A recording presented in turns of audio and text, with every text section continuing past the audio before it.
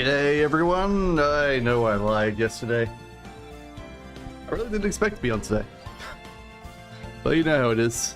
Best laid plans of mice and men always comes awry at the last minute.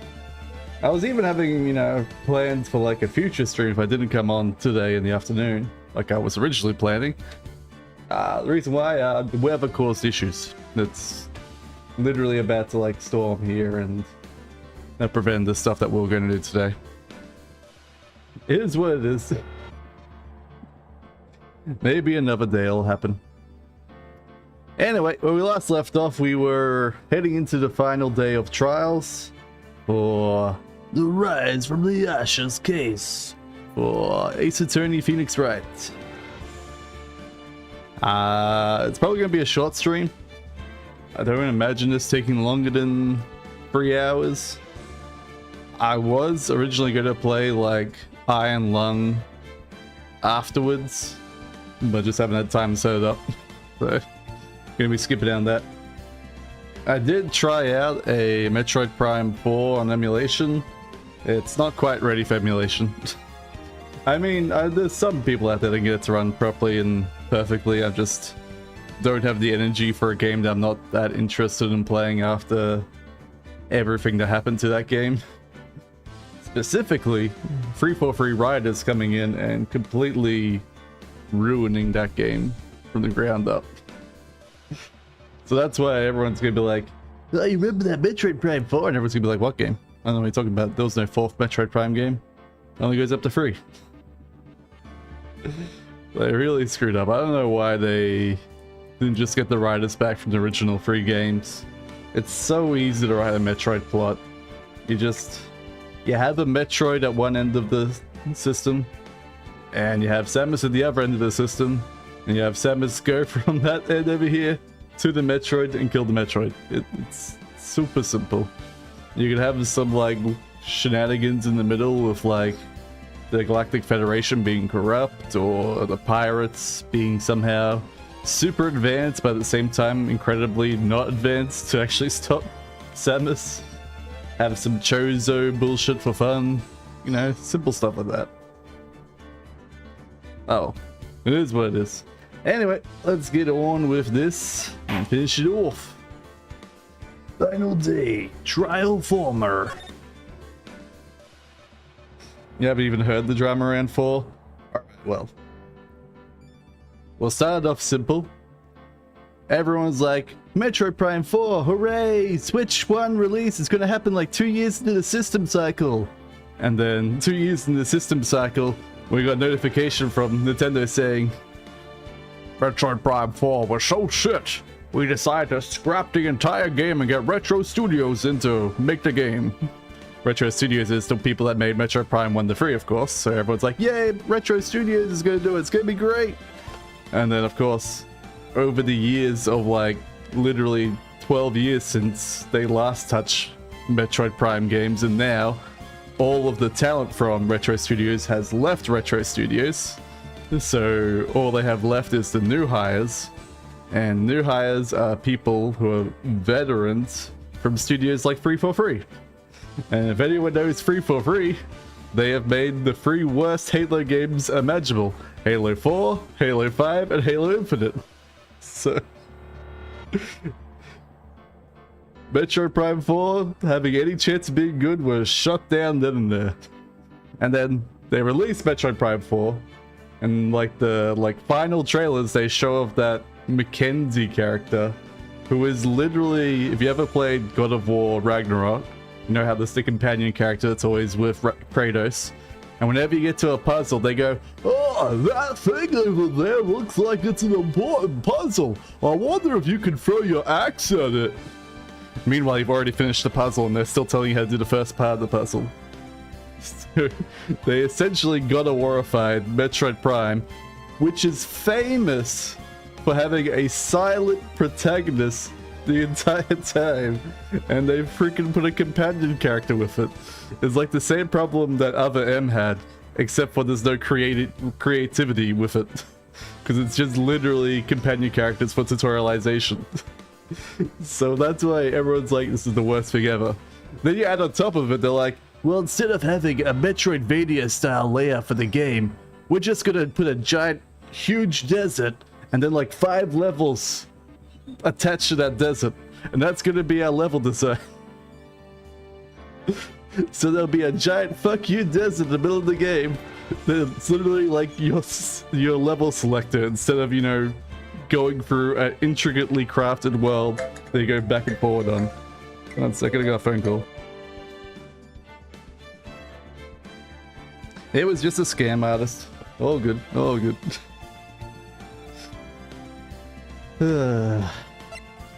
Honestly.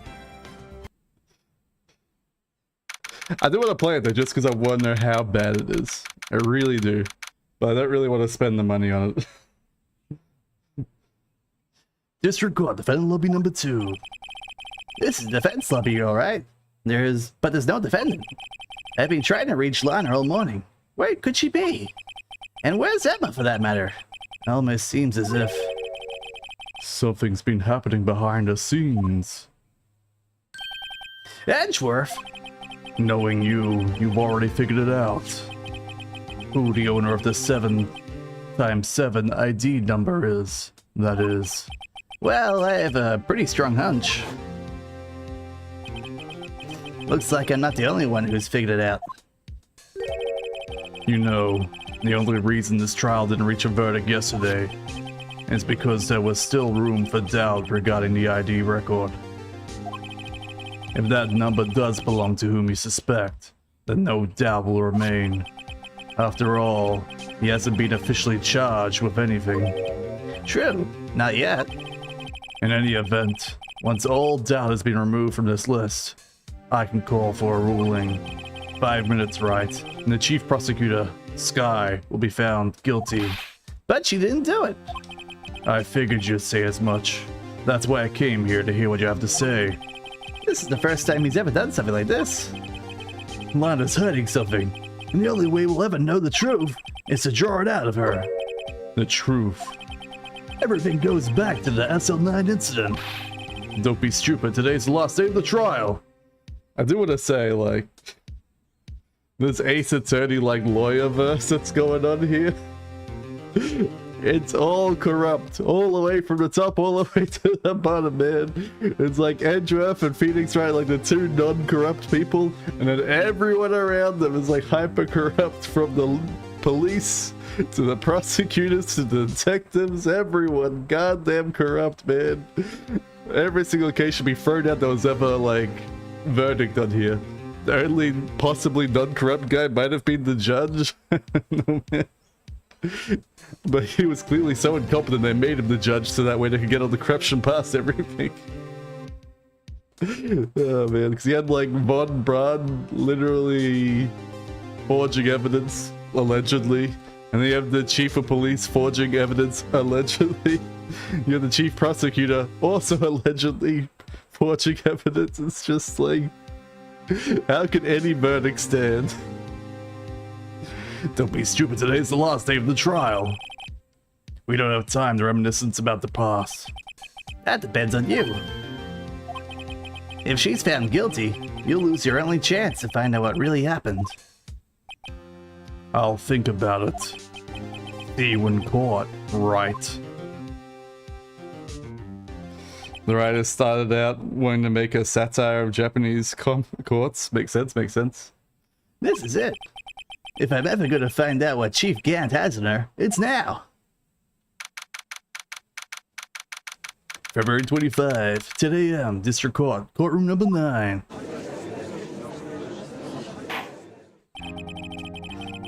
I mean, that makes sense why the prosecutors get paid more than the defense lawyers then, if it's meant to be satire. Court is now in session for the trial of Miss Lana Sky. The defense is ready, Your Honor. The prosecution is ready, Your Honor. Normally, this is when the prosecution puts forth its opening statement. But before that, the police chief has a proposal to make. Chief Gant.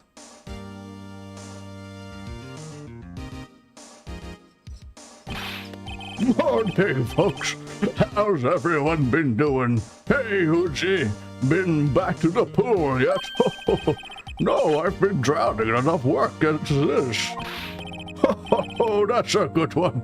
Don't think I can top that one. If you don't mind me asking, Chief, what exactly is this proposal of yours?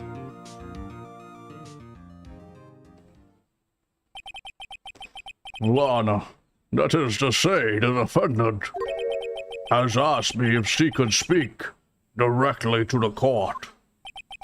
She wants to do what?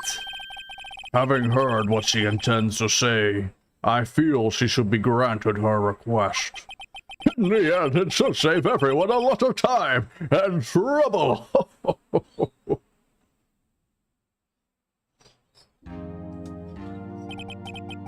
What's this all about, defendant? I'd just like to make one simple request, and I'll be finished. Well then, what is your request? Your Honor, I'd like you to put immediate end to this trial. Huh? I confess to all charges against me. On February 21st of this year, I murdered Detective Bruce Goodman in the underground parking lot of the prosecutor's office. Lana! Objection! You can't. Your Honor, the defendant's claim does not change the defense's plea. In that case, Mr. Wright, I no longer require your services. But Lana, Your Honor, I hereby forfeit my right to an attorney. The prosecution may lack direct evidence against me, but it has sufficiently proven its case through testimony and circumstantial evidence. Lana, why are you facing away from everyone? I would like you to render your verdict now, if you please. The defendant certainly has the right to self-representation. Her request is legally valid, although this is an unprecedented situation. Indeed, it appears there's no further need to continue this trial, even if Mr. Wright may feel otherwise. This can't be happening. It appears the time for verdict has arrived. This court finds the defendant. Objection! One moment, Your Honor. Mr. Answorth. The prosecution has not yet proven the defendant guilty beyond reasonable doubt. Any ruling at this stage would certainly be premature. Come now, Worthy.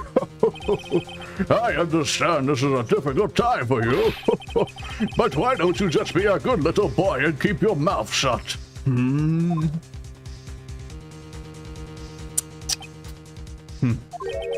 I don't think I care for your tone, Chief Gaunt. What? Creating another fabrication to cover up your past mistakes. Sorry, but I am no longer the naive little boy you would have me be.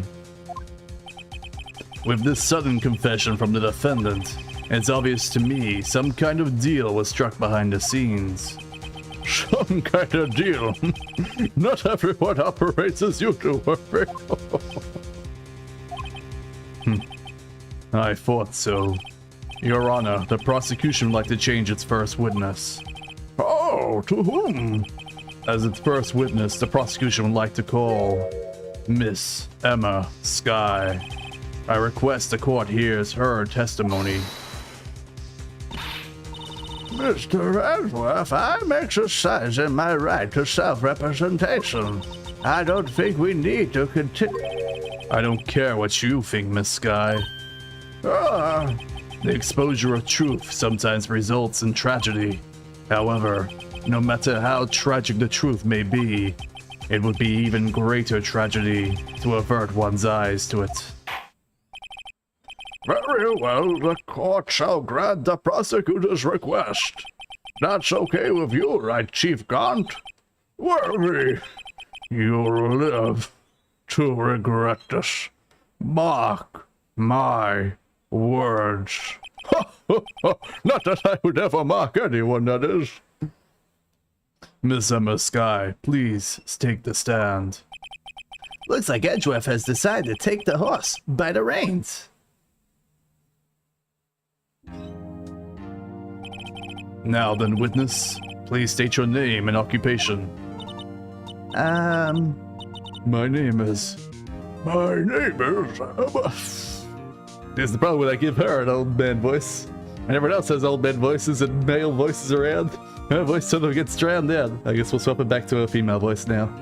My name is Emma Sky. My occupation?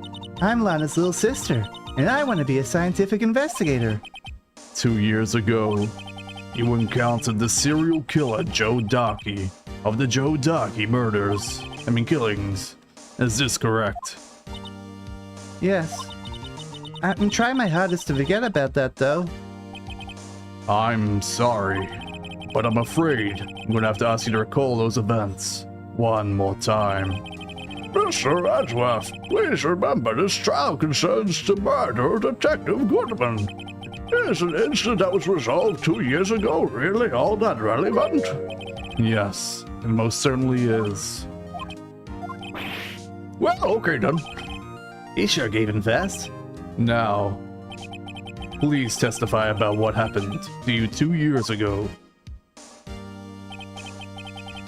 The trip to yesteryear has finally begun. Why am I still over here in an offensive stance, though? I've been kicked off my case. Shouldn't I be over there in the prosecution stand? Helping out Edgeworth? It's bad to lead to the truth behind this trial. To be fair, Grossberg did have a fancy office. Might just be Pheonix who's poor since most of his clients are broke. He does like 5 cases a year. He's practically a public defender. Yeah, he's not very good at getting money out of clients, is he? Especially when you'd think Grossberg would start, you know, like hiring him on as like additional representation for his clients of lawyers and stuff like that. I mean, that's what I would do if a young hotshot lawyer was friends with, well, was a protege of a young hotshot lawyer I did in the past hire and stuff like that. But hey, who knows, man? Who knows? I was waiting in my sister's office that day. A man came running in and took me hostage. Neil Marshall rescued me, but I'll never forget what I saw in that instant. The man raised his knife and stabbed Mr. Marshall in the chest. It's a good thing you weren't harmed.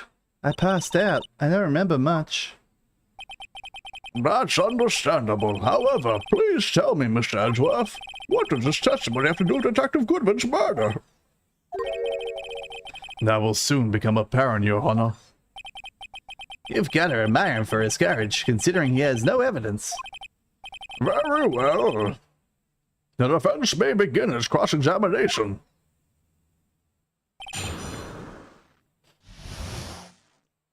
But who's cross-examining? Is it Edgy or me?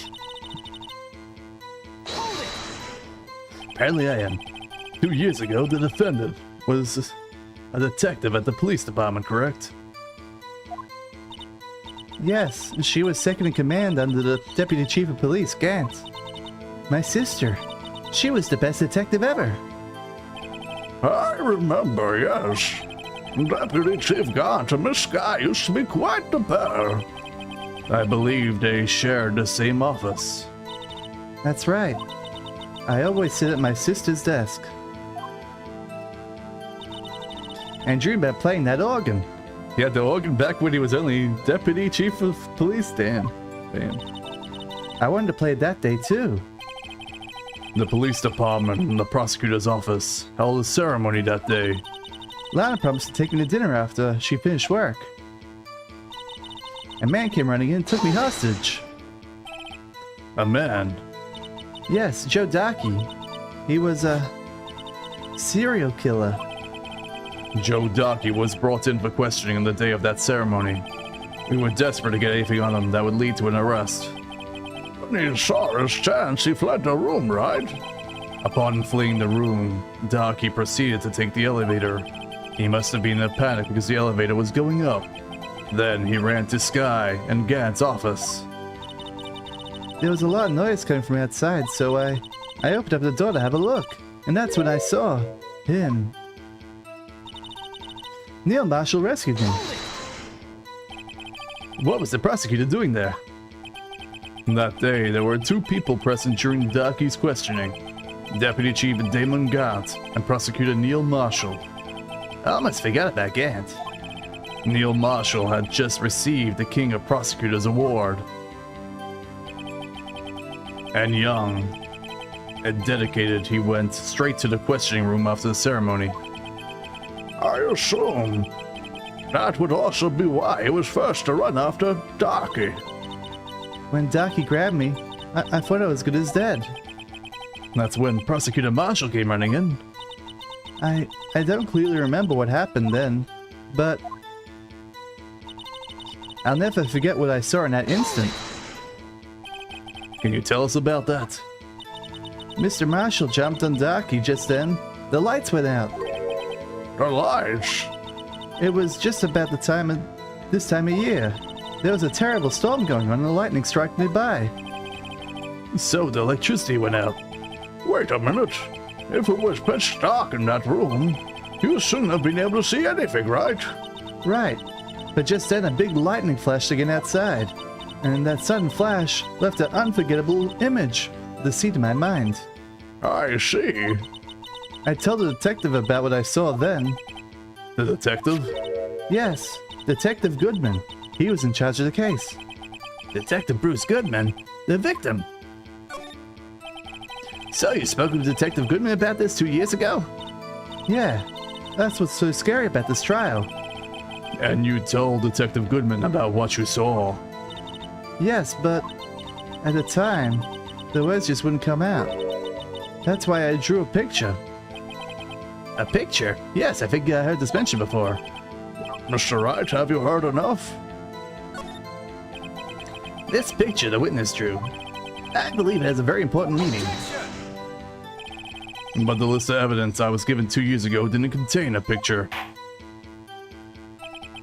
Witness, would you mind if we add this statement to your testimony?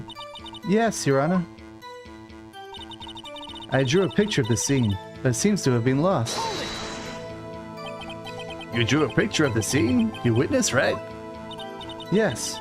I wanted to do everything I could to help the investigation. I can see it now whenever I close my eyes. Problem is that Pheonix keeps bubbling into fighting the corrupt courts, and it's probably blacklisted from all the other guys. Damn, poor Pheonix. Not strange. I took over that case after Prosecutor Marshall died. I yet to receive any picture. Perhaps the witness is mistaken. But I did draw it, I swear. I'm not just imagining it. This picture that Emma drew. That reminds me. I guess I should check the evidence again. Well, anyway, let's continue.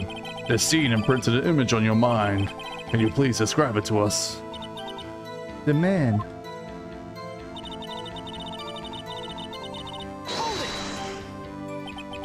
That must have been a real shock. Even now when I close my eyes, I can still see it just as clearly. Tell us, what were you doing at that moment? I believe you testified that Joe Darky was holding you hostage. When lightning struck and the lights went out, Mr. Marshall jumped on Darky and was thrown aside, and the two of us began wrestling.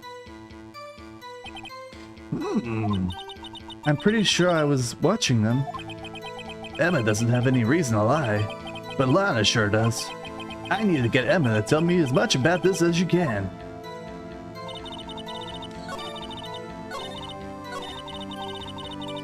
Alright, time to present the picture. And the other list of evidence.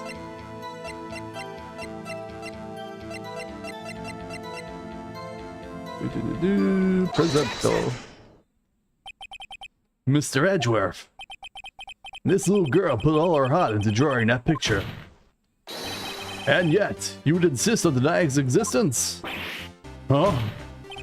Hey, I'm not the bad guy here. All I'm saying is that, as the prosecutor for that case, I was not handed such a picture. Well, that may be. But that doesn't mean it doesn't exist. Behold! This is the evidence list for the SL9 incident. Please turn it over, Your Honor. Turn it over? Why would I do such a thing? Oh, what's this? A very crude drawing. Yes, what is that? Hey, that's it. That's the picture I drew. I don't know why I couldn't just draw another picture for everyone. Indeed, two men appear to be wrestling here. What's the meaning of this? What are you doing with that list? Me? Only the prosecutor in charge should be able to have access to that list. Ah, these lists, they're different from each other. What? It would appear, Mr. Edgeworth, that the evidence list you were handed 2 years ago was incomplete. These two lists fit together to form one. You can see the marks here where they were torn apart from each other. So you see, Mr. Edgeworth, it's quite obvious what happened. 2 years ago, only half the evidence of that case ever reached you. What? What? Why is that a surprise to me? You already noticed that. Order, order, order. But Miss Sky, why did you draw your picture on the back of such an important list? Because that's what Detective Goodman handed to me in the questioning room, Your Honor. Wait a minute. If this list was torn in half, then that means... Your Honor! Are you all right, Mr. Wright? Your eyes are bulging from your head. If this evidence list was torn in half, then there might be more of the drawing on the back of Mr. Edgeworth's list. Oh, yes, that's quite conceivable, Mr. Edgeworth. Let me see your list. It's possible. Let's see. Oh, I can't believe I never turned this picture over. Is something wrong? Do you even have to ask? Sorry, Your Honor. There is indeed something on the back of my list. It's that thing. Mr. Badger. That's that thing. That thing that was dancing in the evidence room. Clearly, this act of vandalism is the work of a certain chief of detectives. I guess he was out of scrap paper. Evidence is restored, added to the court. Very well, witness. Will you please testify this picture you drew 2 years ago? Huh? Oh, yes, sir, Your Honor. What's wrong with Emma? She seems to be thinking about something when she was looking at the picture. Alright. Before we hear Emma's testimony about picture, let me have a look-see at this new updated record. Yes.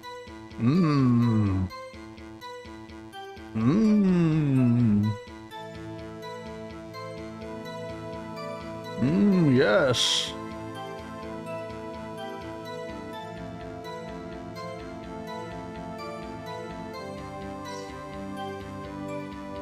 Could it be she saw someone throwing a vase at them?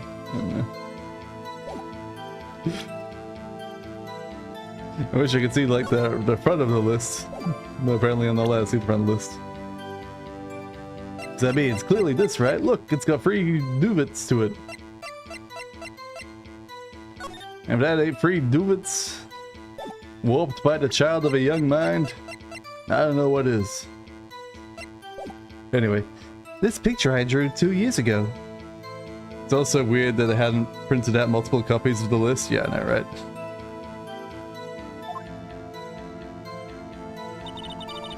The flash of lightning was so bright, all I could see was shadows. After that, I must have fainted. This picture shows exactly what I saw in that instant. To think a flash of lightning could burn such an image in your mind. Thanks to that, though, she was able to show us exactly what she saw. Well, I don't see any contradictions here. It clearly shows Joe Darkey about to murder Prosecutor Neil Marshall. The defense may now begin its cross-examination. Emma's picture. This is the picture I drew 2 years ago. Did you draw this picture right after the incident? I think I drew it 2 or 3 days later. At first, I was in such a state of shock that I couldn't do anything. During that time, the investigation team was reorganized. Detective Goodman was placed in charge, under the direction of Damon Gant and Lana Sky. 2 or 3 days later? That memory should have still been fresh in our mind. Excuse me, witness. But can you please tell us why this picture is painted all black? The flash of lightning was so bright, all I could see were shadows. So at that time, you didn't even know it was Mr. Marshall who had come to your rescue? No, I couldn't see him, clearly. The lightning was so bright. I was just knocked to the floor. You were knocked to the floor? Doc had a tight grip on me, but when Mr. Marshall jumped on him, I was knocked away. I turned around, and that's when the lightning flashed. Or Emma. I'm just glad she wasn't hurt. What happened after the lightning flashed? After that, I must have fainted. You mean you didn't see the actual murder take place? No, I'm sorry. The flash of lightning only drove off the darkness for a split second. Not only that, but the trauma of the situation understandably caused the witness to faint. Do you really need to torture this girl any further? What? Hey, I'm not the bad guy here. Anyway, this picture. This picture shows exactly what I saw in that instant. Sorry for asking so many questions, but are you sure you drew what you actually saw? Of course. This is the exact scene. It wasn't influenced in any way by your talks from the detectives? Are you insinuating we somehow manipulate her memory, Mr. Wright? No, of course not. I better watch out or he might find some way to cut out my salary. I drew this picture before I heard anything from the detectives, so I don't think anyone's story would have influenced me. Mr. Wright, is there something that's bothering you about this picture? Huh? Oh, well. That's strange. She claims this exact scene that was imprinted in her mind, and yet, there's clearly a contradiction here. Alright, well, I better do a save.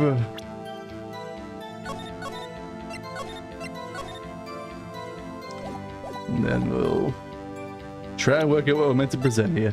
I assume we want to present this at some point, but I don't think it's here. Do we present the blue badger panel or something? Who knows, who knows. So we'll go try and like put some of our other stuff in. Stab in the back, died a punctured heart and lung. Knife tip was in the wound. So it was stabbed in the back. Now if we look at this, could that have been stabbing to the front? Is he just gonna push him forward? So why would he be stabbed in the back? It does seem to contradict.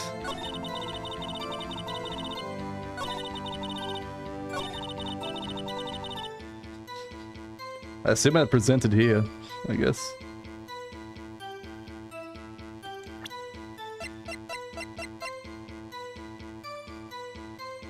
I don't know.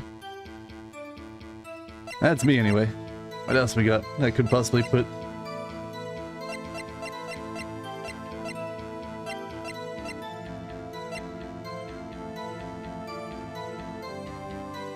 I don't think we've got anything really about the jar yet. And we have no idea what this piece of cloth is meant to be. The bear's Emma Sky's prints.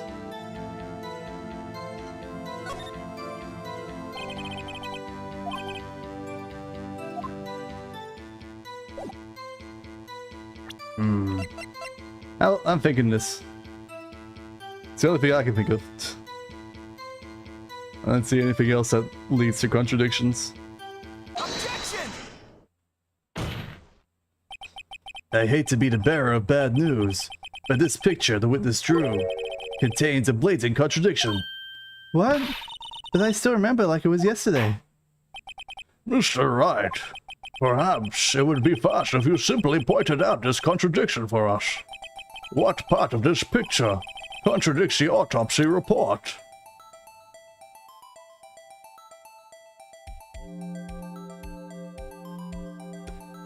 How do I point this out?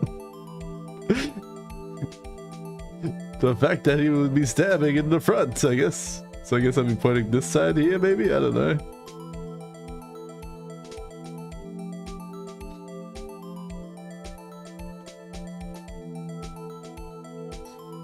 Don't think you figured out this one though.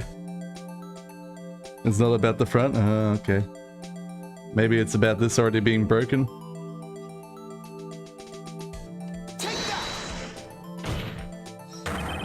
The contradiction, of course, lies here.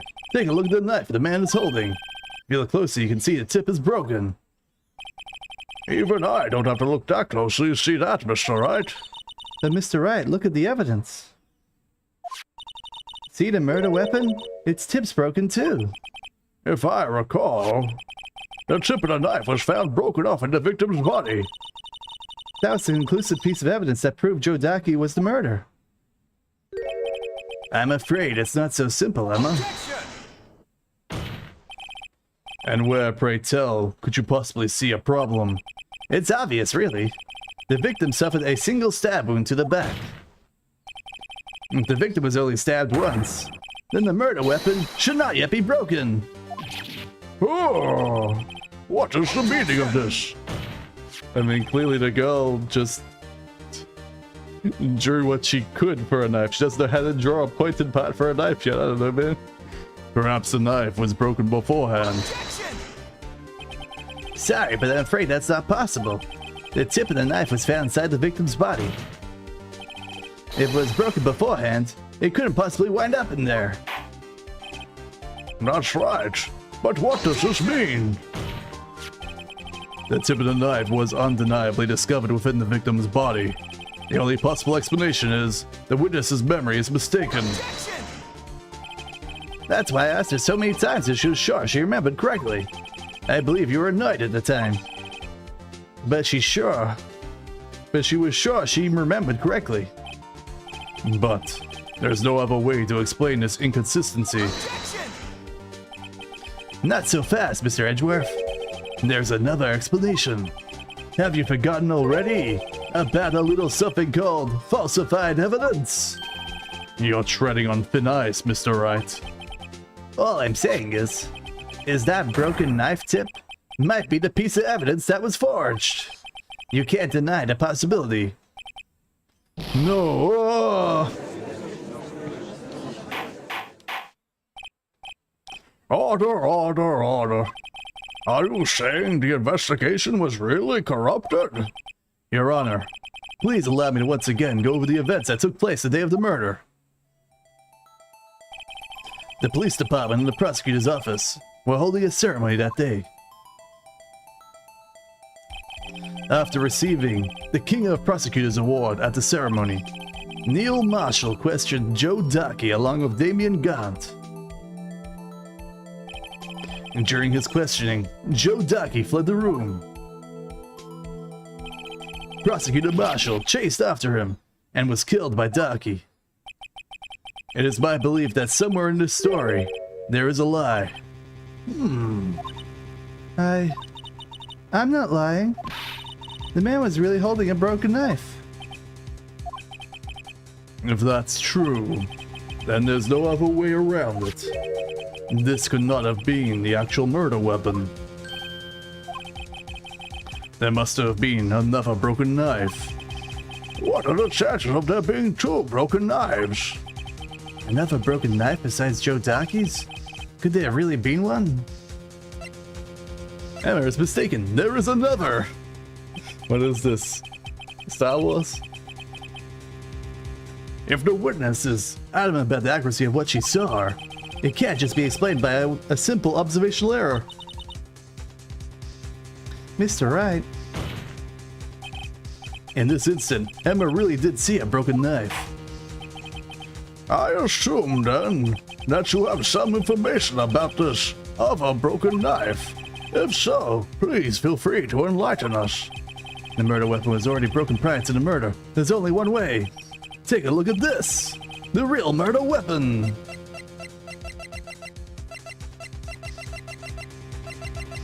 So we'd have to like show the picture instead of just a statue, but whatever. The answer lies in the past. 2 years in the past. Right here inside this picture. This is a picture of the award ceremony. Oh, what is it, Mr. Edgeworth? It's the broken murder weapon. Knows the award Prosecutor Marshall is holding? That's a broken knife. As we earlier concluded, the knife in the drawing was not Joe Daki's knife. That being the case, the knife the witness saw was in all likelihood from this award. But how did he get up there award in the first place? Order, order, order. Neil Marshall was awarded the King of Prosecutors that day.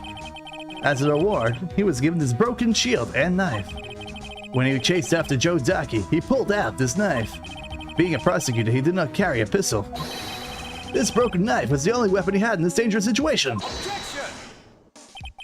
But that can't be. Oh, and why not, Mr. Edgeworth? Because if the King of Prosecutor Award knife was the murder weapon, then the murderer and the victim would be reversed. What do you mean? I mean, this man raising a knife would have to have been Prosecutor Neil Marshall. Oh. Oh! But the prosecutor was the one who actually died. That's true. What's going on here? It seems Mr. Wright has been a bit too eager to jump to conclusions. Wait, I remember now. I remember everything. Witness? Mr. Edgeworth, What is it? could you show me your evidence list again, please? His list? This one with the picture scribbled on the back?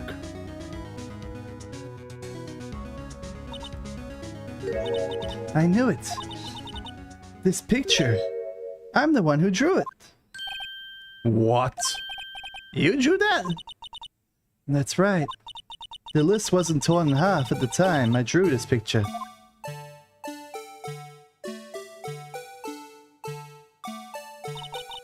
All this time I've been trying so hard to forget. I must have locked this part away deep inside me. Perhaps it would be best if we add this to the witness's testimony. Would you please tell us what you've recalled, Miss Sky? Yes, Your Honor. First the knife mix-up, and now the blue badger? This shouldn't be interesting. I mean, this should be interesting. Emma's recollection. When I saw that man raise his knife, I panicked and rushed towards the both of them. I think I knocked away the man with the knife. And then there was another flash of lightning. And that's when I saw the blue badger. He wasn't in the room, but I'm sure I saw his shadow. This certainly is most unusual. Try impossible. The chief detectives hadn't even designed him until this year. That would mean he didn't even exist 2 years ago. Yes, well, the defense may now begin cross-examination. Stop. Stop! Please. Please don't pursue this any further. Lana. What is the meaning of this? Please remain seated in the defendant's chair. But you can't do this. After all, I already confessed to this crime. Why can't you just leave it at that? Chief Prosecutor Sky. We've already come this far. It's too late to turn back now. Silence! The defense will now begin its cross-examination. Bailiff, please detain the defendant. It seems we're finally getting to the core of this matter. Emma's recollection. When I saw that man raise his knife, When you say that, man, I assume you refer to Joe Darky. Yes, at least I think it was him. You think? All I could really see were the shadows. The power outage immediately preceded that incident. It is well documented in the prosecutor's office reports. So then you... I panicked and rushed towards the both of them. Why would you do something so dangerous? What else could I have done? He was about to stab Mr. Marshall. She seems convinced that Darky was the one holding the knife. But as we just theorized, Mr. Marshall was the one holding the knife. Well, I didn't know that at the time. And when the Darky guy knocked me down, all I could think is, I'm gonna help the other person. And I think I knocked away the man with the knife. What do you mean, think? It all happened so fast, and I was in shock. I don't remember everything clearly. What I did, it was all kind of a blur. Miss Sky was almost killed before she was witness to the murder about to take place. With so much happening in a matter of seconds, a little disorientation is only natural. I saw the man about to stab the other person who I thought was Mr. Marshall. I know I had to stop the man with the knife. What you did was very brave, young girl. So then what happened next? Just then, there was another flash of lightning, and that's when I saw the blue badger. Are you sure about this? Of course. See? I even drew a picture of him here. But it was the cheaper detectives who fought up this hideous beast. And that was just this year. The blue badger didn't exist 2 years ago. This is quite all verifiable. I know it sounds strange. I was surprised too when I saw him at the police department. I had this nagging feeling I had seen him somewhere before. Somewhere. Now I finally remember. Oh, brother. Just when you thought that thing had caused enough commotion. Tell us, where in the room did you see him dancing? He wasn't in the room, but I'm sure I saw his shadow. His shadow? So you mean you didn't actually see his face with his winning smile and all? That's right, but I still remember it. He had 3 creepy horns. Objection! This is pointless. That thing couldn't have possibly existed 2 years ago. The witness must be mistaken. Objection! That may well be. But what's important is what caused her to think she saw what she saw. Oh, and I suppose you have an explanation? If so, by all means, please tell us what this shadow really was. What was it that Emma saw when the lightning flashed? Who is this blue badger, really? I just might know. The blue badger hadn't been dressed up when Emma drew his picture, yet she's certain she saw its shadow. Ladies and gentlemen, it is the defense's belief that on that fateful day 2 years ago, there indeed was something that looked similar to the blue badger. Something that is now sitting in this very room. Mr. Wright. In this room? Very well, Mr. Wright. What is that the witness saw in that instant? Please show us this mysterious blue badger look-alike.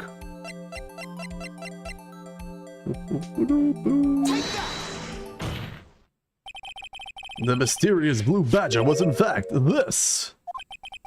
But that's... what exactly is that? I believe it's some sort of jar. But Mr. Wright, that doesn't look anything like the blue badger. Indeed it doesn't. As it stands now, it's just a plain jar. However, what if we were to change our viewpoint? Our viewpoint? I've got to show them the correct angle that looks like this from.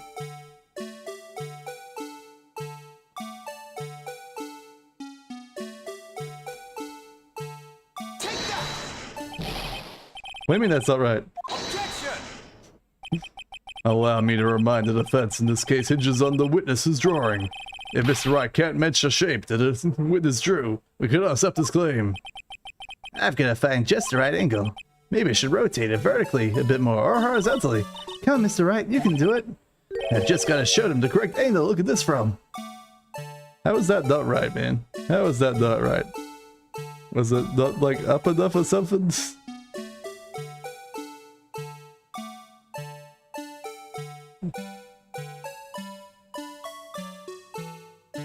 I would have said this could be annoying. Was I losing any points there when I failed up?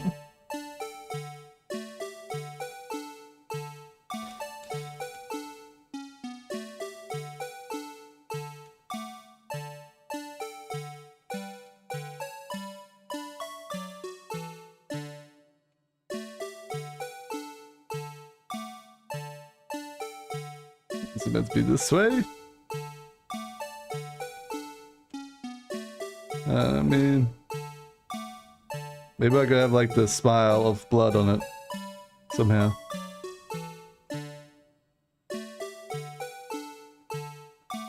Maybe this way?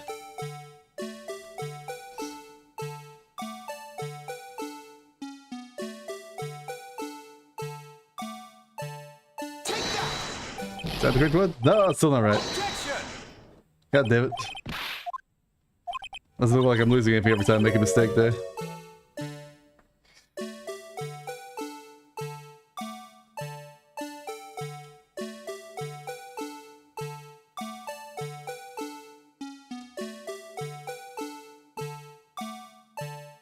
I mean, to me that looks like it's close enough, but it seems like it wants to be incredibly precise.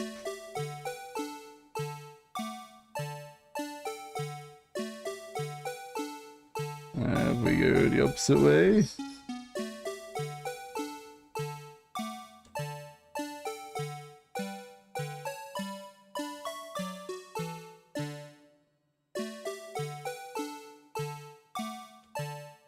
That has to be this way.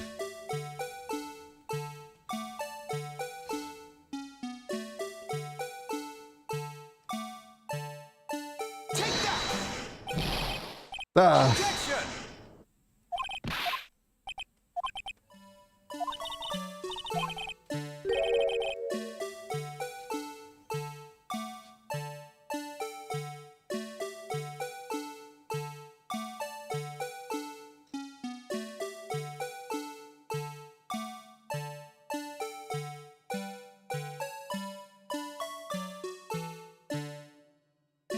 It's really picky about how much the middle is pointing up. Yeah, maybe it's this one here. I don't know.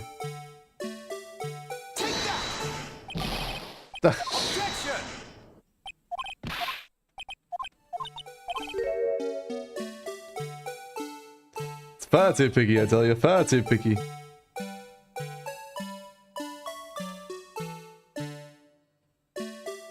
Maybe if I have it like really not oblique.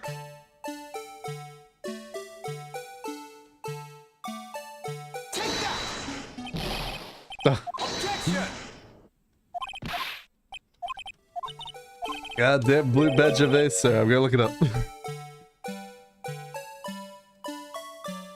Blue badger vase angle.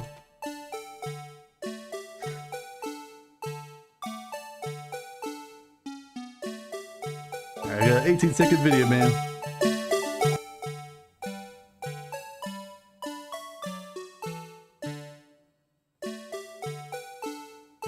Is that not exactly how I had it though? I'm so confused. Is that exactly what I had?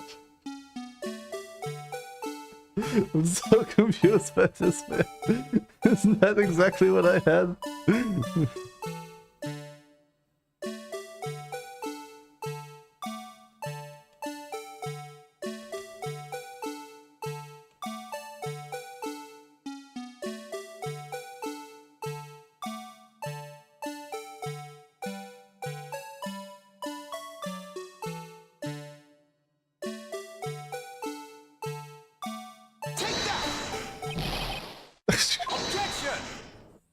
Son of a bitch, man. Son of a bitch. Let's look at this reference guide. I mean, that's exactly what I had, man. God damn it. God damn it, man. What the shit is.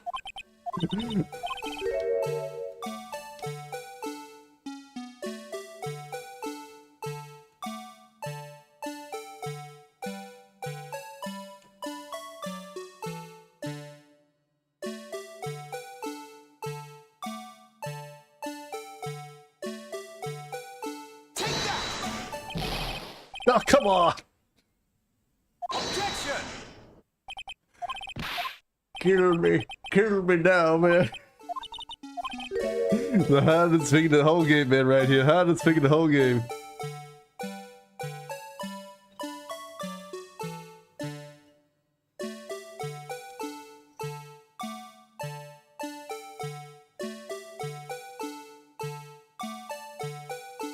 Take that! Hey, we got it, we got it.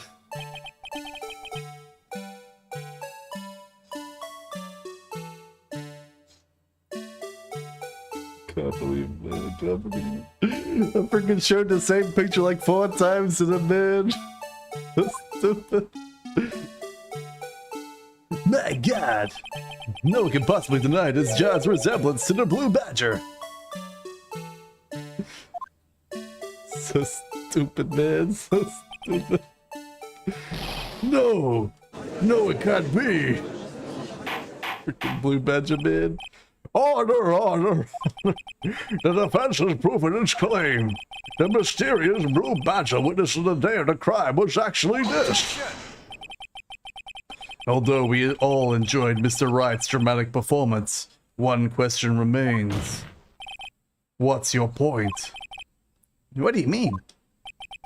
So that badger thing was actually a jar. And that doesn't change anything. Objection!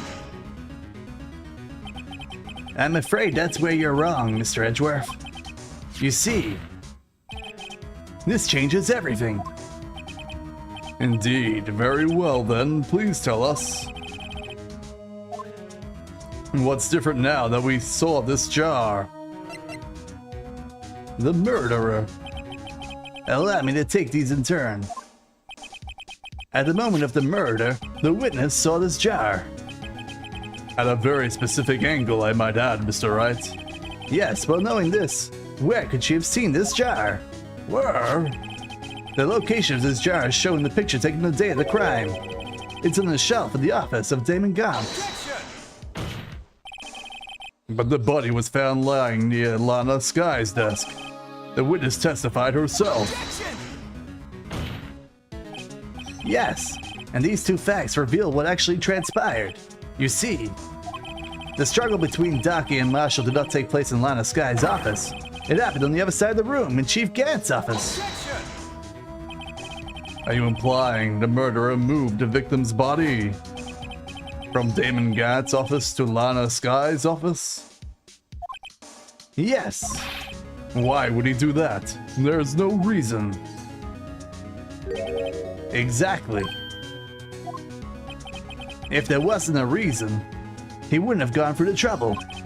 The only logical conclusion is, there was a reason. Do you know what that reason was, Mr. Wright? I finally figured it out. So this is why Lana tried to stop the trial. It's too late to quit now, though. Please recall the witness's testimony. She said she knocked away the man who was holding up the knife. In the next instance, the jar hit and flew through the air. Now tell me this.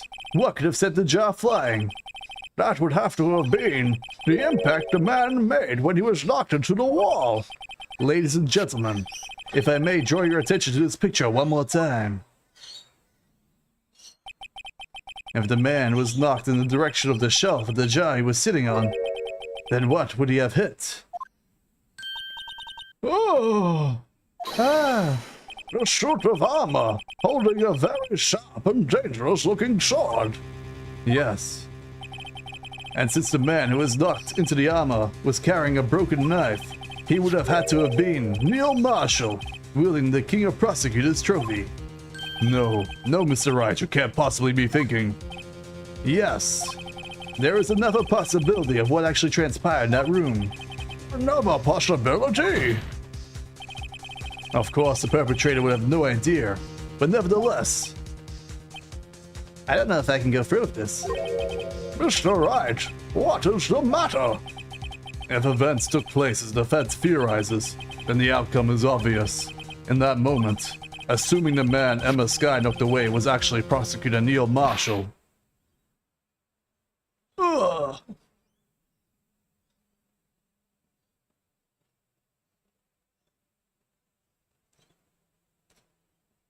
Damn, dude. That little girl's strength is too strong, man. Really somehow shoved him onto the back and stabbed him with that statue. And that leather jerkin that he's got around his waist as his protection didn't do nothing. You mean Mr. Marshall died because of me?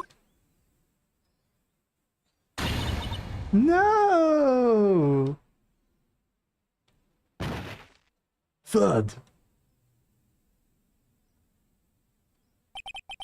I never imagined her testimony would lead to this. So it was the witness who took the victim's life. And then proved so with her own testimony. This is just unprecedented. And they really like stabbing knife wounds into other knife wounds. What are you saying? I'm sorry, Miss Sky, but given the circumstances... Joe Dante's murdered the prosecutor Marshall. How can you think it was Emma? How dare you try to pin the crime on her? Imagine that coming from you. If you recall, it was you who admitted to forging evidence 2 years ago. The reason you moved the prosecutor Marshall's body was to keep anyone else from finding out about what Emma did, wasn't it? I assure you, Mr. Edgeworth, I have no idea what you're talking about. If you hope to have anyone believe your asinine allegations, I'm afraid you're going to have to provide proof. Tell me, do you have any conclusive evidence that proves my sister was killed? My sister killed Neil Marshall? Evidence? I'm willing to bet that you don't. Yes, it certainly would be difficult to prove this with evidence. If we don't have hard evidence, then we'll have to rely on testimony. I'm afraid that won't work in this case. Both parties involved in the incident are dead. We certainly can't get dead people to testify. Or can we? This has all been a wild goose chase from the beginning. Touché, Miss Sky. Of course. That only leaves us with one possibility. You mean there's still another possibility? What do you mean, Mr. Edgeworth? I mean the possibility that the victim has left us a message. For better or worse, Mr. Marshall did not die instantly. He may have left behind the name of the person who took his life, in one matter or another. That's impossible. Well, Mr. Wright, this is the only possibility left to you. A message from the deceased. Does such a message exist? I've got to think back to the court record. The real murderer's name the victim may have left behind is in the evidence. This message from the deceased. It's already in our possession. Mr. Wright, will you stop at nothing to prove my sister a murderer? Do not be mistaken, Miss Sky. Our purpose is not to accuse Emma of any crime. There is only one thing we seek: the truth. No matter how painful it may be. Now then, Mr. Wright, please show us this piece of evidence that conveys the message from the deceased. The message from the deceased is this. Right. Now then, this message from the judge. What? If a dead person left behind a message, it would have to be written in form. It's only a logical conclusion. You better be careful, you might wind up deceased yourself. Let's try this again. Alright, wasn't the obvious thing? I was one step ahead, I guess. Now then, Mr. Wright, please show us a piece of evidence that conveys a message from the deceased. Alright, something written that is a message from the deceased.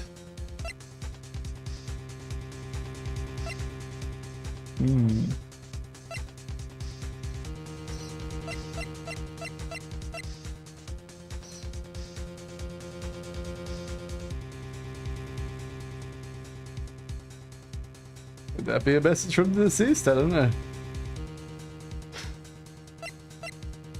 I mean, that's the only other thing in the room.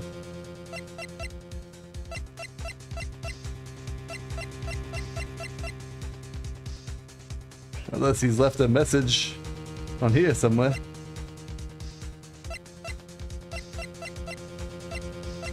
I mean, it has to be the jar, right? I mean, I feel like it's weird that they want something else there. I don't know what else it could possibly be.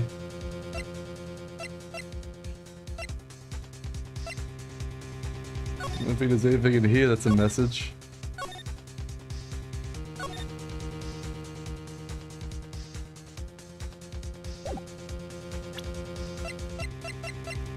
Does that have to be either the jar, the lever, or somehow this picture? So I'm gonna go with the jar, I guess?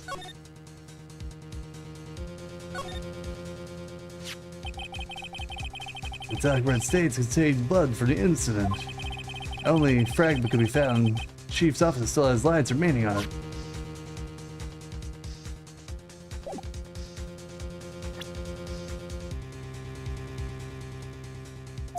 Sure, why not?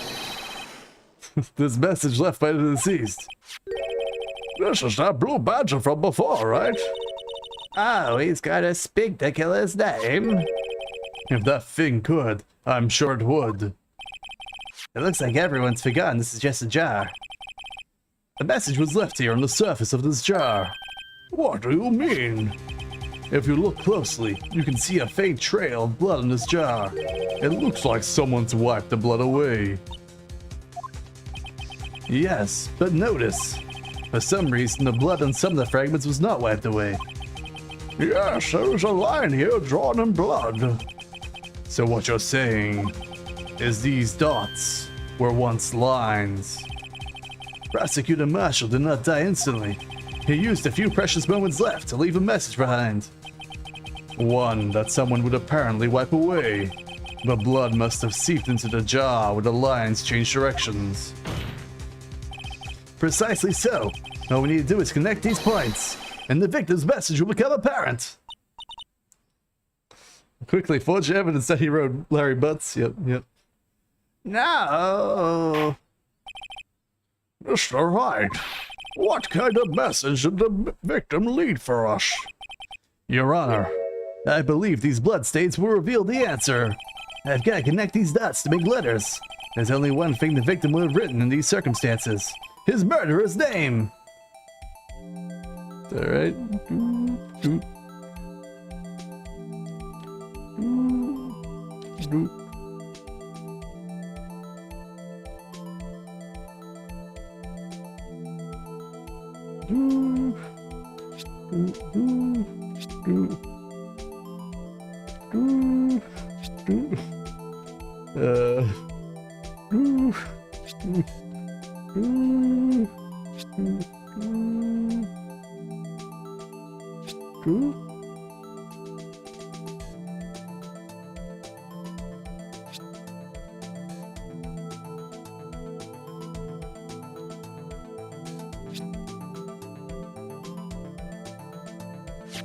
No,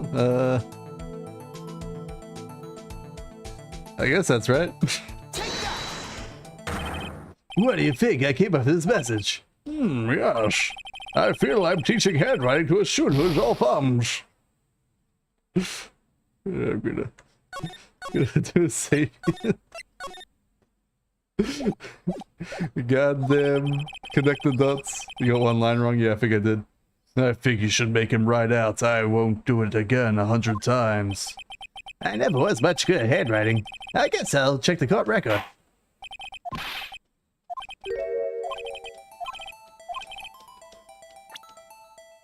Alright, let's shoot. Shoot. Shoot. Shoot. Shoot. Shoot. Shoot. Shoot.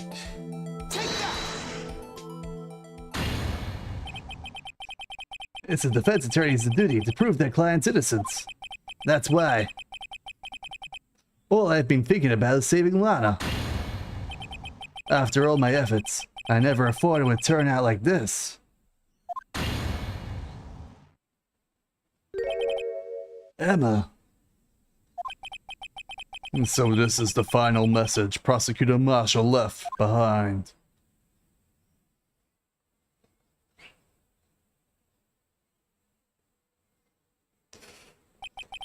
Of all the people, she may not have meant it, but in the end, the one who took the victim's life Was Emma Skye. She better be put away for 200 years.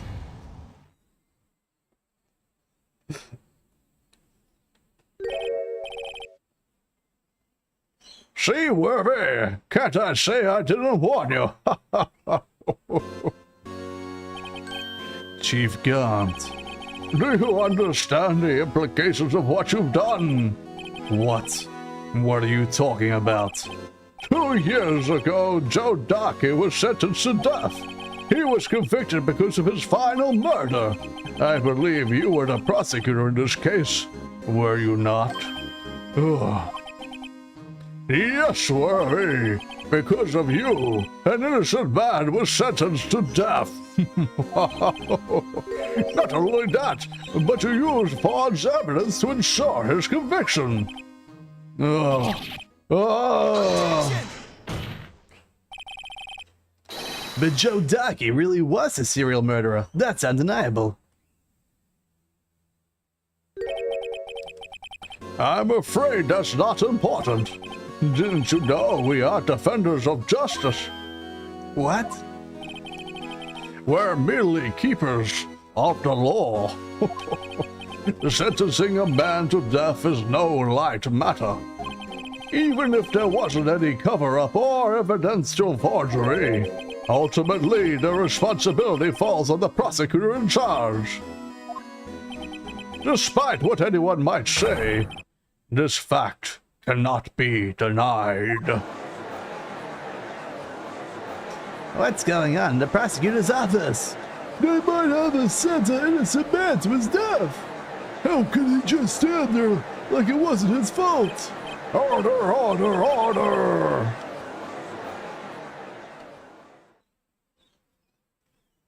The gavel's pounding fell on deaf ears.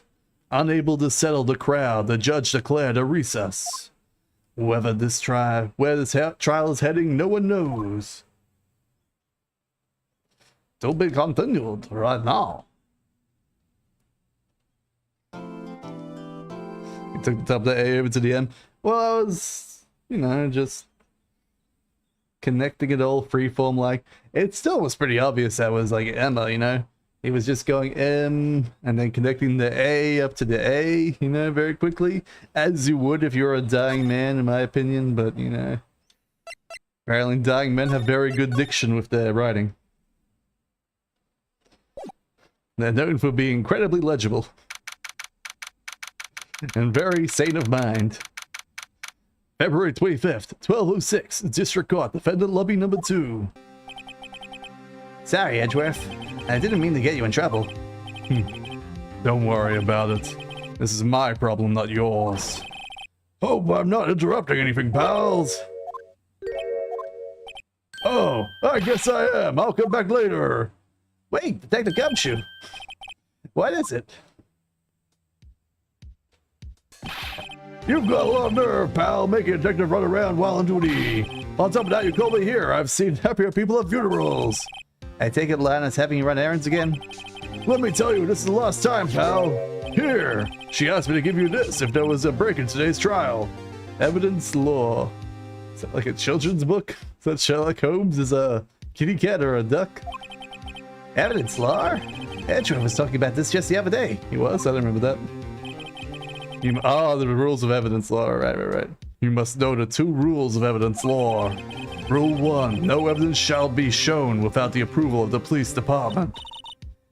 Is that right, Mr. Wright? It seems so. You could at least study some evidence law, really. The chief prosecutor also... Wait, that's his voice.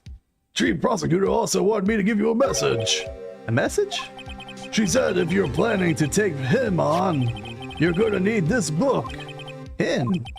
I guess I'll need to give this book a thorough read. Evidence law securely slipped into pocket. Why is it securely?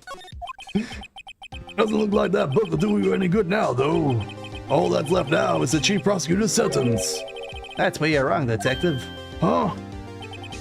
Haven't you figured it out yet? Why I'm still sitting in the prosecutor's seat, despite all these allegations being thrown at me? Mr. Edgeworth! The real trial today hasn't begun yet. What? What else is there left to do? Your credibility's all but ruined with this forged evidence you were unaware of. Emma Skye found out that she was unwittingly caused the death of a man, and now you're telling me you want to do more? You've got to be kidding me, pal. You're missing the point here, Detective. Lana didn't murder Detective Goodman.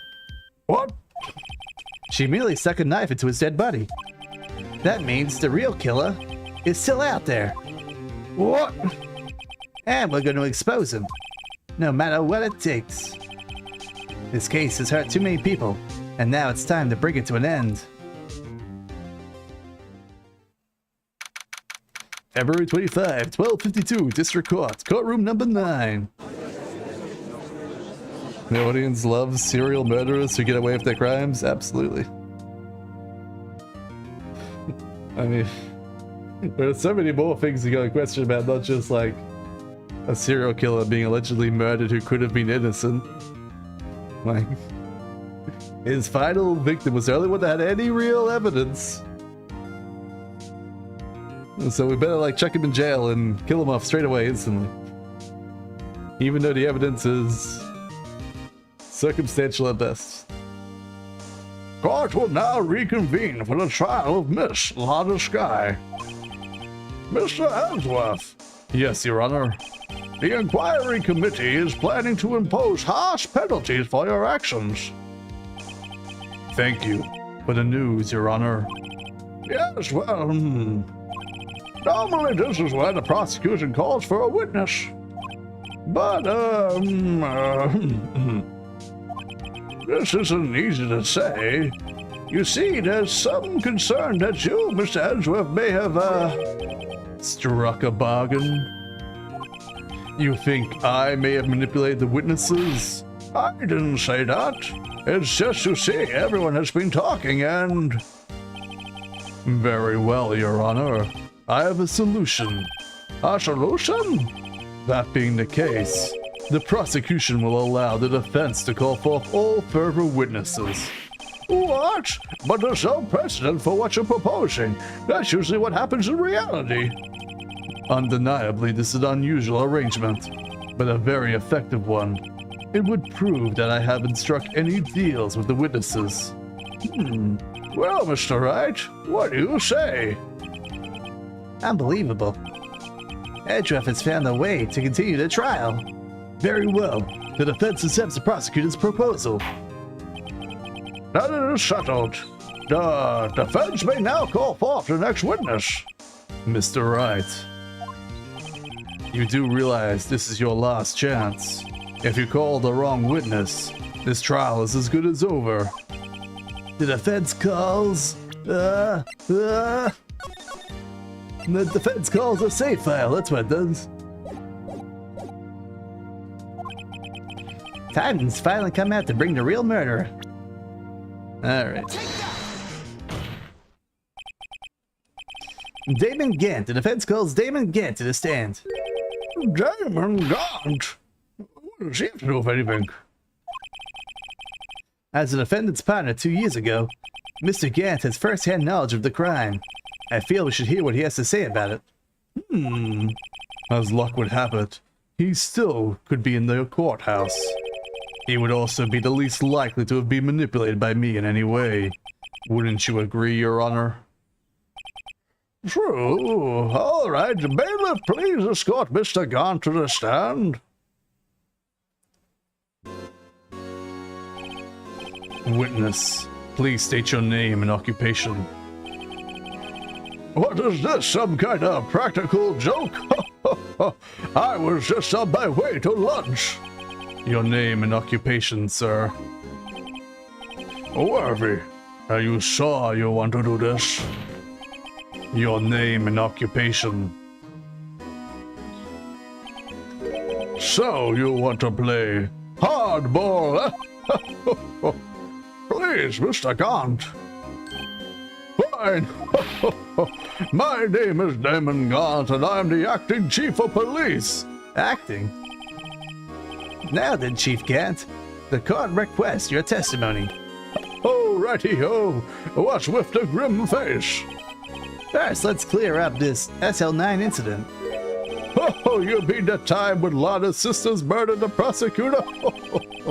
Personally, I think it's been made pretty clear. There are still some things unaccounted for. Oh, like what? Like the role you played in all this. Son, either you are very brave or very foolish. You are aware, of course, that a police chief has all kinds of weapons at his disposal. Weapons? Sure. Take my testimony, for example. I don't have to give it if I don't want to. What? Is that true? I'm afraid so. The chief of police has the right to refuse testify. Alright, time to look at my booksy. What does my book say about this? Rule 1. No evidence shall be shown without the approval of the police department. Unregistered evidence presented must be relevant to the case. That's literally it. Literally those 2 rules. There's no other rules. Only 2 rules. Of course, such action carries with it certain risks. Don't worry. I'm not here to hinder your trial. Just remember, If this turns out to be a big waste of time, don't say I didn't warn you. very well. The witness may now begin his testimony. SL9 incident. As I recall, Neil and I were questioning him that day. To make a long story short, we slipped up. That power outage didn't help either. When I went to my office, I found Lana there. Apparently, she had already arranged the crime scene. As you can see, I had nothing to do with the forgery.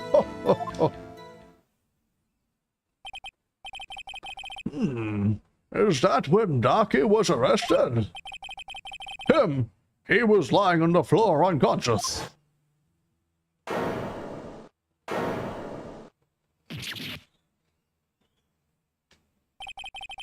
When Emma sent Neil flying, it seems Darky bumped his head. I see. Everything seems pretty clear-cut, except for how did he get up that statue to draw on the urn in the first place? If the police chief has refused the right to testify, then I better hit him hard and fast.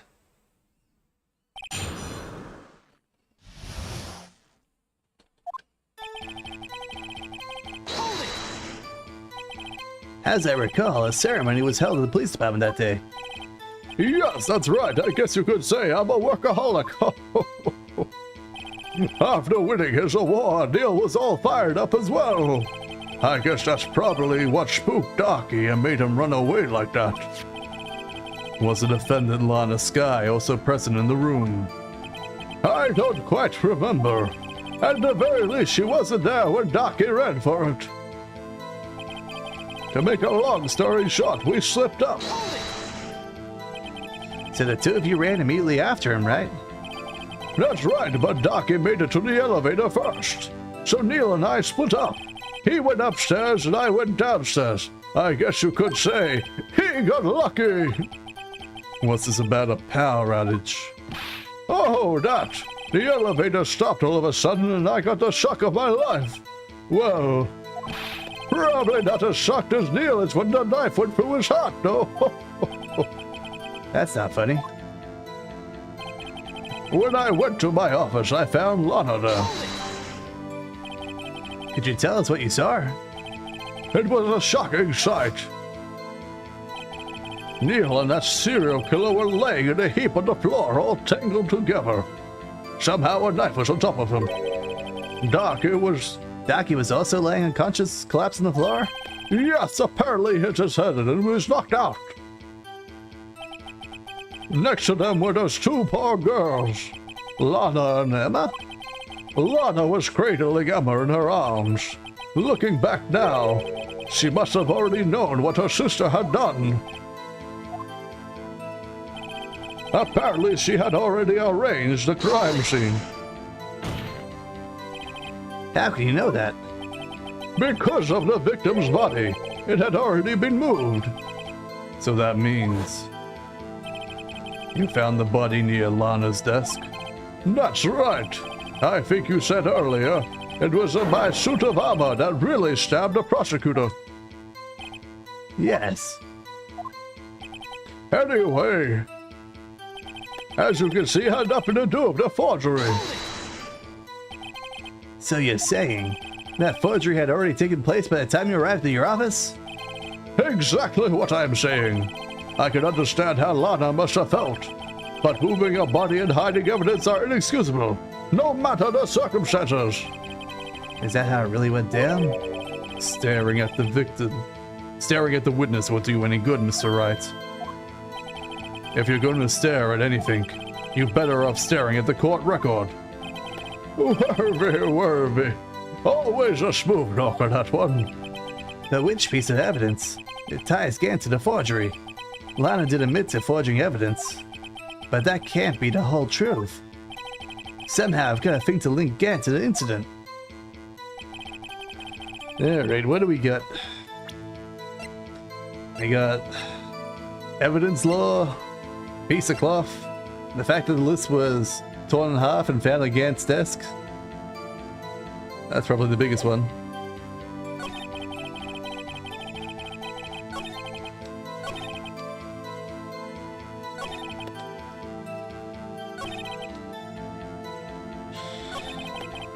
Not sure which one matters on there. This one's about arranging, and this one's about forgery.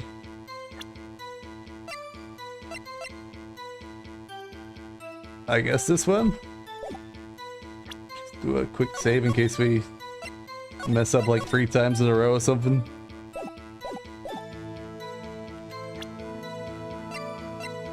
Objection! Seems like I was right. You claim you had nothing to do with the forgery.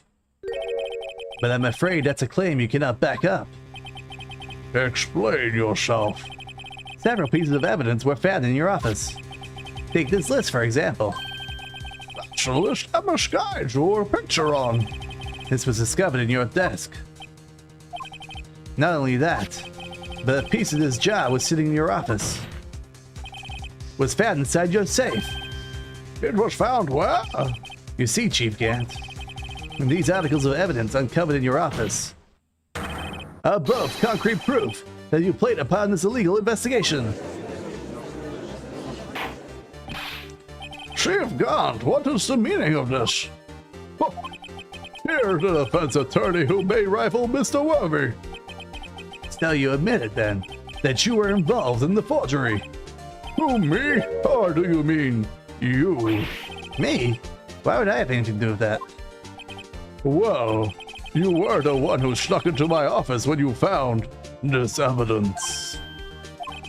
Prosecutors aren't the only ones capable of forging evidence, you know. Defense attorneys can do so too. Isn't that right, Righty-o?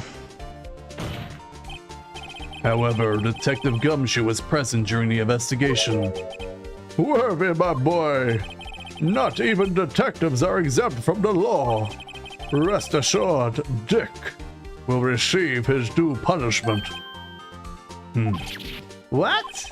If Detective Gumshoe's salary drops any further, he'll end up having to pay to work. Yes, well, in light of the detective's presence, please give us your testimony regarding these pieces of evidence found in your office, and their relation to the forgery that took place at the crime scene. My, kids these days no longer know how to put 2 and 2 together, can they? Evidence and forgery. Let's see now, what was it? A jar fragment and a list? For all I know, you could have planted them in my office. Anyway, you can't prove when those pieces of evidence were discovered. If they were found after Darky was convicted, then they're worthless. There is no reason why to participate in forgery. Rearranging the crime scene would help me out. Wouldn't help me out in any way. Mr. Wright, Yes, Your Honor? When investigating the crime scene, you should have been more careful to observe protocol. Do you understand that I'm the chief of police, right? There will be consequences. Uh-oh. Indeed. I believe I'll press charges, so you won't make the same mistake again. My apologies, Chief, but would you mind waiting until tomorrow for that? Today as well, you know. All right, Edgy. Oh, no, in return. I know that place, right? Huh? What are these guys, telepathic?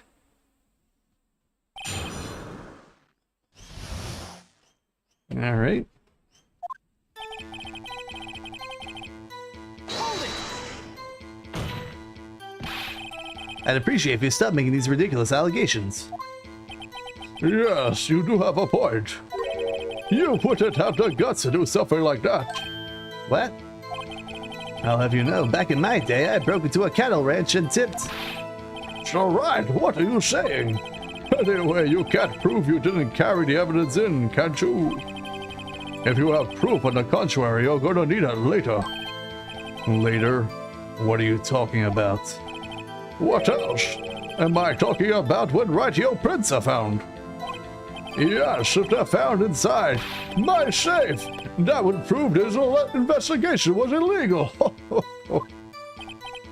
Ah, I never faces anyone as slimy as this guy. Anyway, you can't prove when those pieces were discovered. What do you mean by that? This is all purely hypothetical, of course. But suppose I did place those items in my safe. Such an act wouldn't necessarily constitute forgery. Objection! Concealing evidence found at a crime scene isn't forgery. If concealing evidence found in a crime isn't forgery, I'm not through speaking yet, righty-o. It all depends on when the evidence was discovered. If they were found after, Hold it! are you saying this jar fragment wasn't discovered in the initial investigation? it would appear not. After all, it wasn't listed in the evidence list. For all we know, it could have suddenly materialized the day after Docket was sentenced. Objection! Oh, and wouldn't that be convenient? Right. The chief is talking about a possibility. So long as you can't rule that out, your remarks, however clever may be, will only succeed in wasting time. Tell me something I don't know. Now, righty-o, think about it. Hold it! How can you look me in the eye and say that? Because I'm innocent. Remember, who was it that murdered Neil? I'm not sure I care for the word murder here. But in the end, the person responsible for Mr. Marshall's unfortunate demise was Emma Sky. Well, now do you see? Hold it! Really, Chief Gant? At the very least, there's one large benefit you reaped from all of this. Oh, and I wasn't aware. What is this benefit? That would be, of course, the position you currently have, Chief of Police. Oh, The resolution of the SL9 incident secured your promotion to Chief. That itself is sufficient motive. oh, that's a good one. Huh? Do you really think I'm that incompetent? What do you mean? Even without the case, I was already in line to become the next chief. The resolution of SL9 merely sped up the inevitable a little. Is that true, Edgeworth? Yes. He was going to be made chief anyway.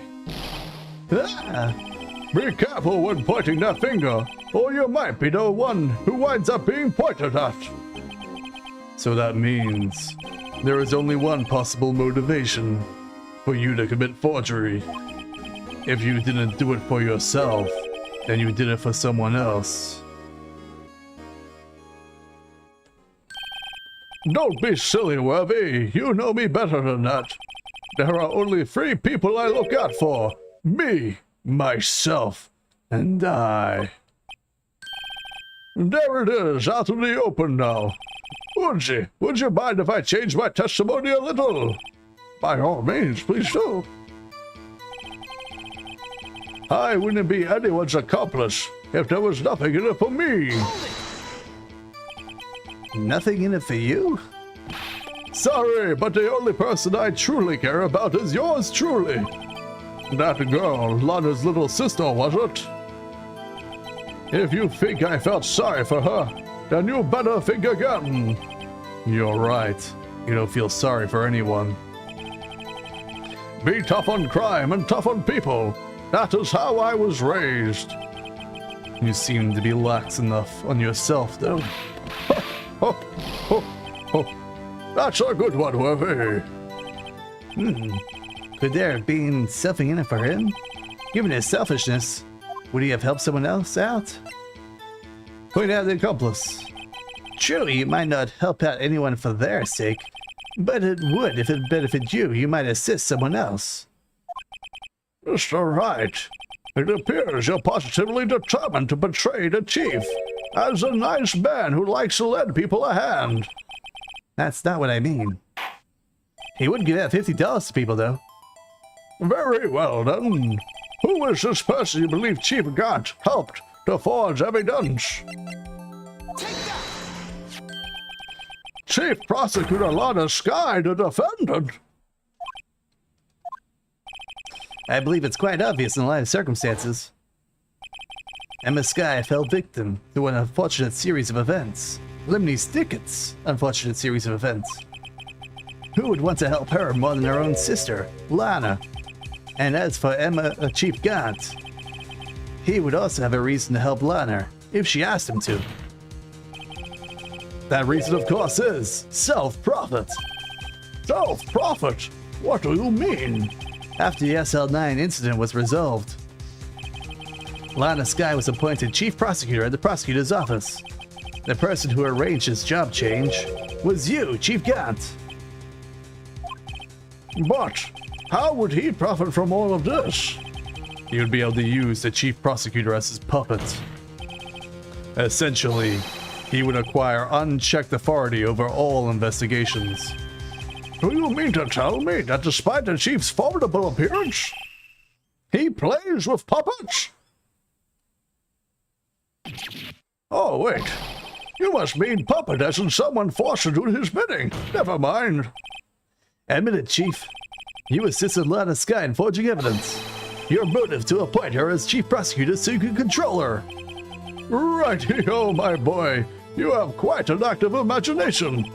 Let me ask you something. What?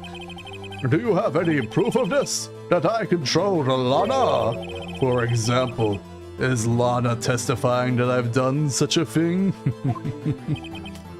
Lana? She's keeping quiet to protect Emma. There's no way she'd testify against Gant. I'm afraid without any proof, all this amounts is to nothing more than mere conjecture. Unless that is also what happened in this incident.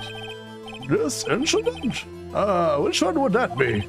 Of course, I'm talking about the murder of Detective Bruce Goodman.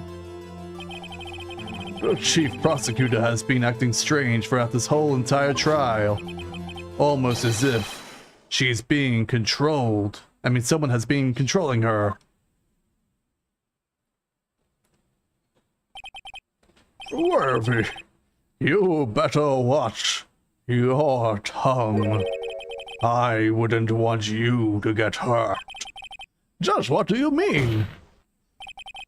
What he means, Your Honor, Is that Chief Gant is involved in the murder of Detective Goodman. Not only that, but the chief is now making Lana take the rap to cover up his involvement. What? What?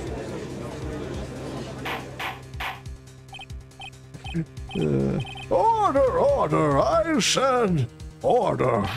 Mr. Wright, you can't be serious. huh? This is an affront to the highest ranking officer in the law enforcement agency. To accuse the chief of police of blackmail and murder It's impossible. Your Honor, I was merely reiterating what Mr. Edgeworth said in easy to understand language. It's too late, Mr. Wright. There is no turning back for us now. It looks like he's the one who's decided to go through with this. Can you prove this, Mr. Wright? That the chief, a high-ranking officer of the law, is involved in this murder? Good question. Regardless of his rank or title, Chief Gaunt is just a man. The question is he a criminal? And I believe the evidence will tell. I see. All right, then. Let's see what Mr. Wright's got, and it better be good. Show us his evidence that ties Chief Gaunt to the murder of Detective Goodman. Alright, so we'll go with this one first. This is the ID card list. Yes, it's the one that shows who entered the evidence room on the day of the crime. There was one ID on the list we couldn't determine. The owner of yesterday. 7 sevens. Sorry, but there's no way you can prove that's my card number. It's your card number. What? How do you know that? The safe in Chief Gaunt's office requires a code to open. A 7-digit code. 7 digits? You don't mean 88888888? I'm afraid, Your Honor, the code was actually 7777777. The same as the remaining ID card on that list. Everyone seems to have really bad security codes. We had one, whatever his name is, had the pin code of 1. What was the 111? Chief Gaunt, you entered the evidence room on the day of the crime. Order! Order! Chief Gaunt, what do you have to say? Nothing. The defense in search of my office was in violation of regulations. And I will demand Mr. Wright be punished to the maximum extent of the law. But right now, this court demands an explanation from you about the issue. About the use of this ID card. Chief Gaunt, so you admit it? You entered the evidence room on the day of the crime. What about it? I am the chief of police. Whoever is the evidence room or the bathroom, what difference can I? I can go anywhere I want. Terrible, terrible. What's the difference? I can go anywhere I want. Tell me, when you entered the room, were you alone? I always go to the bathroom alone, as I do with the evidence room. Detective Goodman wouldn't have happened to have been with you that day, would he? Of course not. Why would he be? I hadn't seen him in days. You hadn't seen him in days? Chief Gaunt, I'm afraid you just undid yourself. On that day, you had to have met with Detective Goodman. What do you mean? This trial's purpose is to determine Lana Sky's guilt. No, it isn't, Your Honor. This trial's purpose is to determine the truth. If Chief Gaunt met the victim on the day of the crime, then we need to determine one thing. What transpired during that meeting? In that case, Mr. Wright, you're going to have to ask for evidence. Please show us proof that the victim went to meet Chief Gaunt on the day of the crime. Alright, where's the... I assume it'd be this one?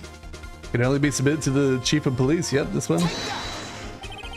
Detective Goodman lost his ID the day of the crime.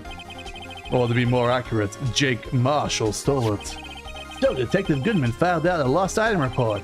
He would have had to give that report to the Chief of Police. Yet you are in possession of the report, which means you can't be sure he filed it. He filed it. How do I know, you ask? Because he needed to enter the evidence room that day. He needed to. Yes, to transfer the evidence out. Oh, Detective Goodman took the form to you, Chief Gant. Then, you accompanied the detective to the evidence room. I accompanied him. There's no other way. The murderer, Detective Goodman, could have entered the room. Hold on. Let me guess what you're trying to say next. I, the chief of police, murdered poor Goodman. Exactly. But wait, the chief didn't necessarily need to accompany him to the evidence room. He could have just lent him his ID card. Yes. Now that you mention it, I believe I might have done something of the sort. Sorry, but that's not possible. According to the record, your card was only used once. Yet you showed us your ID card earlier. If you really had lent it to Detective Goodman, it would have been found on his body. No! Damn, that was explosive though. He turned into lightning, man. Maybe he's secretly an elf from One Piece. Chief Gant, you didn't. The murder was most likely a spur-of-the-moment crime, for no one in their right mind would choose the police department as a place to commit murder. After the murder, you contacted Lana at the prosecutor's office. Why? To dispose of Detective Goodman's body, of course. You're forgetting, Mr. Wright, that the victim's body was discovered in the prosecutor's office parking lot. How did he manage to move it there? I was at the police department the entire day, you know. And everyone's aware Lana stayed at the prosecutor's office after the ceremony. Everyone except me, it seems. Still, you're the chief of police. You have the entire police force at your disposal. So you think I just ordered an officer to do it? Hey, you, take this here dead body over to the prosecutor's office. I don't think so. Chief Gant, you left all the evidence we needed to prove how you moved the body to the prosecutor's office. And all this time I thought it was just a useless clue taking up space. How could the chief have moved the body? Mr. Wright, show us his evidence. To move the victim's body, Chief Gant used this. Alright, we got the parking slip. What else we got? The screwdriver, probably. That's probably more likely. This is how he moved the Detective Goodman's body. What's that? A screwdriver? But what does that have to do with this case? Mr. Edgeworth, think back to the day of the crime. What is this screwdriver doing here? It's here because... Oh! I was asked to go by Chief Gant, no less. He told me he wanted to keep this here in the prosecutor's office. In any case, on the day of the stabbings, I brought it back here. After the ceremony ended that day, I didn't plan to return to the prosecutor's office. But you did, because the Chief Gant asked you to. You mean I... The body was found in the trunk of Mr. Edgeworth's car. I think it's obvious what happened. The body was moved by that car. Cars can move bodies impossible. Detective Goodman's body was carried in the trunk of Mr. Edgeworth's car. Yes. Unless, of course, you have another explanation, Chief. Why else would you have asked Mr. Edgeworth to transport the evidence from a closed case? There is only one possible explanation. To transport the body to your accomplice, Miss Lana Sky. Order, order, order. What's going on here? Is there no room for rebuttal to the defense's outrageous accusations? Think back to the photograph Miss Starr took of the prosecutor's office. This was not a photo of the body being stuffed into the trunk to be taken away. It was exactly the opposite. There's a photo of the body being taken from the trunk. Chief Gant, please say something. I believe your time is up. My Time is up? Sorry, Ratty-O, but I'm having lunch with the district attorney after this. We have to get going if we're going to make it in time for the early bird special. Objection! But the cross-examination isn't finished yet. Remember what I told you earlier. The police chief has all kinds of weapons at his disposal. Weapons? Like the right to refuse to testify. I'm invoking that now. What? But that's not a right to be casually invoked. There are certain risks to be considered. Objection! So you're gonna just run away after all this? Run away! Don't make me laugh, Worthy! I stabbed old Goodman. That's what you're saying, right? But if you had any conclusive evidence, you would have presented it by now. Well, You think I had Lana dispose of the body? If so, then show your proof and get over with it. I'll say it again, Mr. Wright. Damon Gant is the current chief of police. This court will not tolerate any accusations against him without concrete proof. Well, Mr. Wright, Your Honor, do you have any concrete proof? Proof that Chief Gant murdered Detective Goodman and made Miss Sky dispose of his body? do I have any concrete proof? I don't know if I have any concrete proof. We know the knife, but that doesn't really prove that he stabbed. We know there's a blood pile at the locker, but that just proves that there's blood pile at the locker. We don't really have anything that ties into that area other than his ID card. So I'm leaning towards no proof yet. It's no use showing evidence I'm not even sure of myself. No, Your Honor, at present, I have no conclusive evidence. C.U.G. In that case, this court is forced to penalize you for allegations against the chief. What? Here's a tip, never gamble what you can't afford to lose, Ratty-O. It seems that Lady Luck was on my side again. Okay, Uzi, I'll leave the rest to you.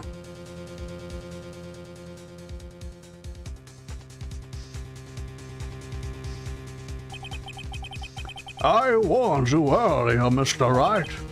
This is an affront to the senior officer in our nation's law enforcement agency. Objection! Lady Luck, maybe we should have a word with her. Mr. Edgeworth, what do you mean? There is one lady who knows the real truth behind this trial. We haven't yet had the honor of hearing her testimony. A lady who knows the truth? Another witness? In the absence of conclusive evidence, the only other method of proof is testimony. But Chief Gant has invoked his ability to refuse testify. There is still someone else. One more witness who can answer all the questions raised in this trial. Someone in this very room right now. Mr. Edgeworth, who is this person? Why are you asking me, Your Honor? Have you forgotten? The defense is calling the witnesses today. Mr. Wright, does a witness exist? She may not be willing to tell the truth, but we can't just stop now. Yes, Your Honor. The defense calls forth Angel Star, the mysterious the dead man, Bruce Goodman. Take that! The defendant? Miss Lana Sky? She was in the underground parking lot at 5:15 p.m. on February 21. Her task is to dispose of the victim's body. in accordance with a certain someone's orders. Mr. Edgeworth. The prosecution has no objections, Your Honor. Very well, the court will now take its final recess for the day. In 15 minutes, we will reconvene to hear the defendant's testimony. This court is now in Hold on. Huh? Chief Gaunt, I thought you were going to go eat. Listen good, Alana. He's talking to Lana. Don't think you need me to tell you this. But if you accept Mr. Wright's claims, there will be terrible consequences. That's right. Your sister will be found guilty for Neil Marshall's murder. This isn't good. Of course, you'll never support such an outrageous claim anyway, right? Just something to think about. Alrighty then, I've got a lunch date to meet.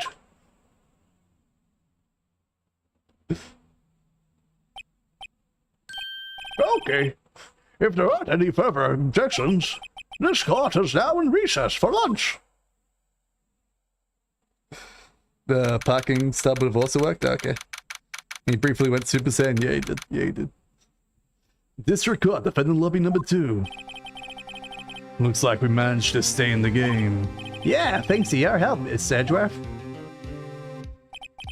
Now, Chief, here's something else.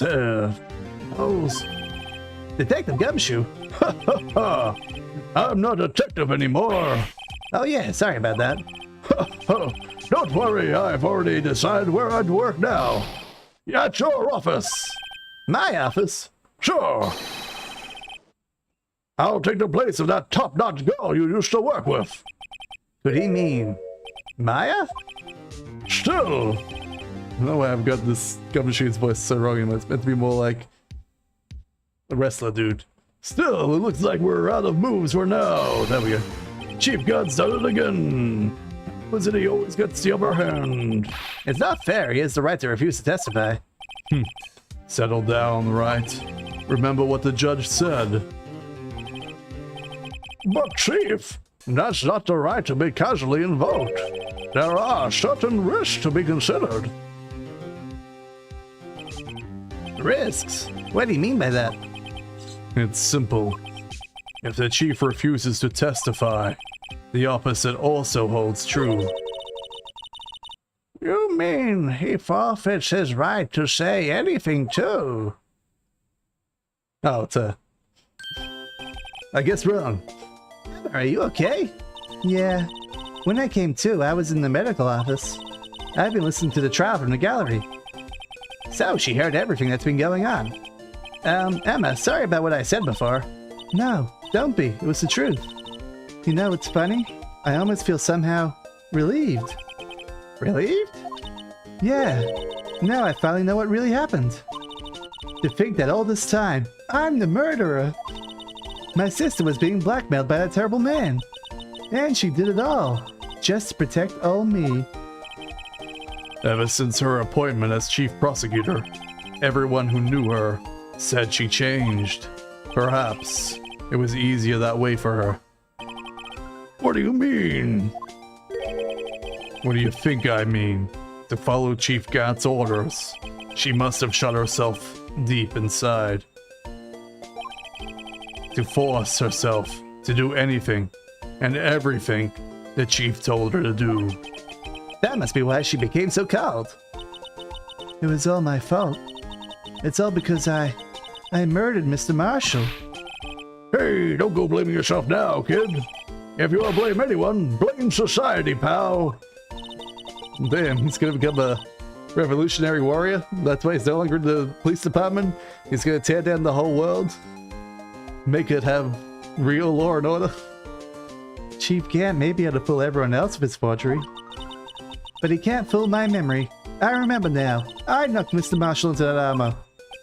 I see. Well, we better get back. It's time for the final act.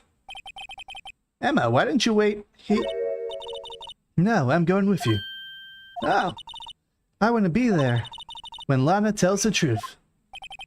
Let's go, Wright. It's time to end this. All right.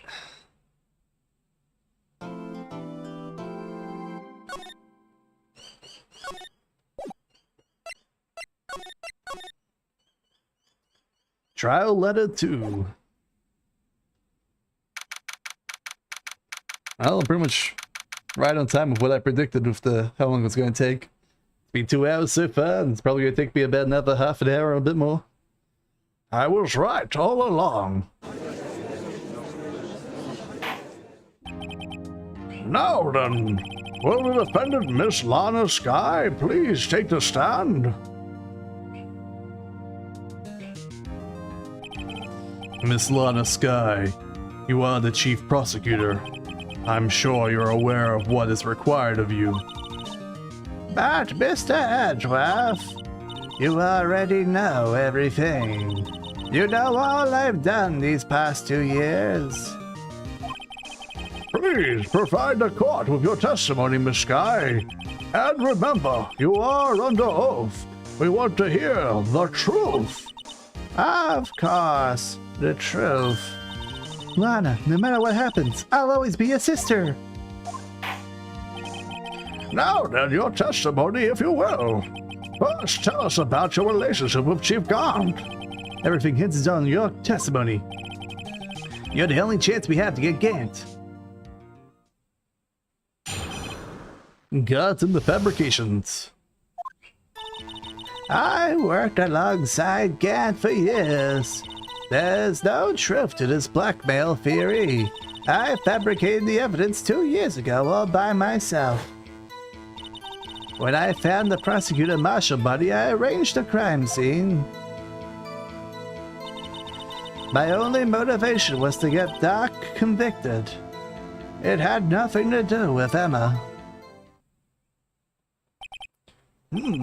Are you sure about this testimony? Your Honor, I'm confessing to a capital offense. Of course, I'm sure. But Lana... If this is true, then that means Chief Gaunt had nothing to do with this. That's what I've been telling you from the beginning. Please, Mr. Wright, you've got to help her. She's sacrificing herself because of me. But what if she's telling the truth? She's not. I know my own sister. Whenever she speaks stiffly like that, she's hiding something inside. Deep down, she's really screaming in agony. Yeah, this is no time to start second-guessing myself now. The defense may now begin its cross-examination. Alright. Not a lot to work with, so we just gotta press her. How many years exactly? Ever since I made senior detective. Let's see, I was 24, so that would be 5 years. Detective Gaunt and Detective Sky were legendary partners. I personally saw them testify in numerous cases. She must have been good, coming from the same school as Mia. Damon Gaunt was a respectable detective. That's why. There's no truth to this blackmail theory. But think about it, Miss Sky. You didn't murder Detective Goodman. You told me as much yesterday in jail. You still don't get it, do you, Mr. Wright? Any testimony you cannot present in court is as useless as idle gossip. Ugh.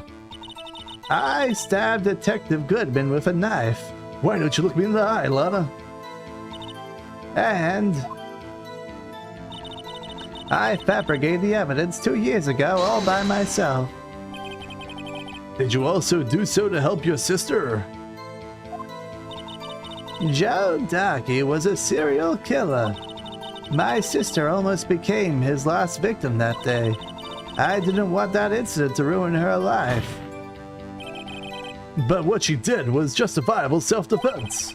She wouldn't have been charged with anything. That's not the point. She was traumatized that day, all because of that creep. That's why I couldn't forgive him. Lana. So that's why you fabricated the evidence 2 years ago. When I found the prosecutor's martial body, I rearranged the crime scene. You say you did all this by yourself. Yes. Would you mind telling us what you found when you arrived at the crime scene? It seems I was the first person to discover the scene. The broken prosecutor award knife was stuck in the victim's body. What? But Prosecutor Marshall died from an unfortunate accident. That's only the situation you dreamed was possible. Huh? The reality is, it wasn't my sister who took the prosecutor's life. Fantasize all you want, Mr. Wright, but I will never change this statement. You mean the Prosecutor Marshall wound up being killed by Darky? Something along those lines.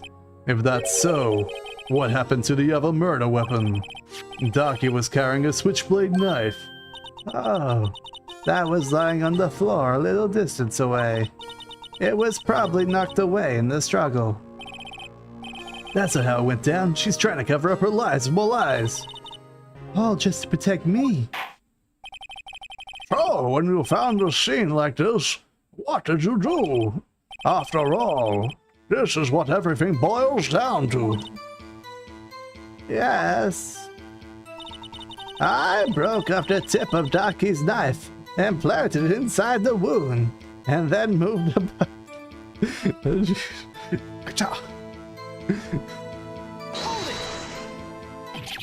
You planted the tip of Darky's knife in the victim's wound? And you moved the body? But why? Why would you do that? All of you people should know, Edgeworth. You of all people should know, Edgeworth. You've always had a good head on your shoulders. My head isn't that bad, but maybe I ought to ask for the sake of the others. Why did you plant the knife? Why did you move the body? When you showed up on the scene, where exactly was the victim's body?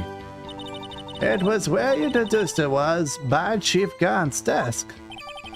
But the body was found by your desk. Why did you move it there? The reason for that is simple. Let us have the witness explain this in more detail. The reason Miss Sky moved the body. The pieces of jar that shattered during the events threatened my plan. Pieces of the jar, you mean? Yes, that wretched jar you showed us earlier. In order to show that Darky committed a crime, I felt it'd be more expedient to move the body. So, when you first found the body, the jar was already... Of course, it had been shattered to pieces. If you looked at the crime scene, it'd be clear right away what happened. Neil Marshall was dead, and Darky was lying unconscious. In other words, the jar must have been broken during their struggle. Objection! I see. What's the matter, Emma? Apparently the jar shattered the same time the crime was committed. But I have a feeling there's more to it than that. There must be a contradiction here somewhere. Anyway, I committed this fabrication completely alone. My only motivation was to get Darky convicted. It had nothing to do with Emma. So you rearranged the crime scene? Are you sure you didn't do this to keep Emma from looking like the murderer? How many times do I have to tell you, Mr. Wright? Emma didn't do it. Period. Why are you so desperate to hide that fact? Are you willing to risk a death sentence?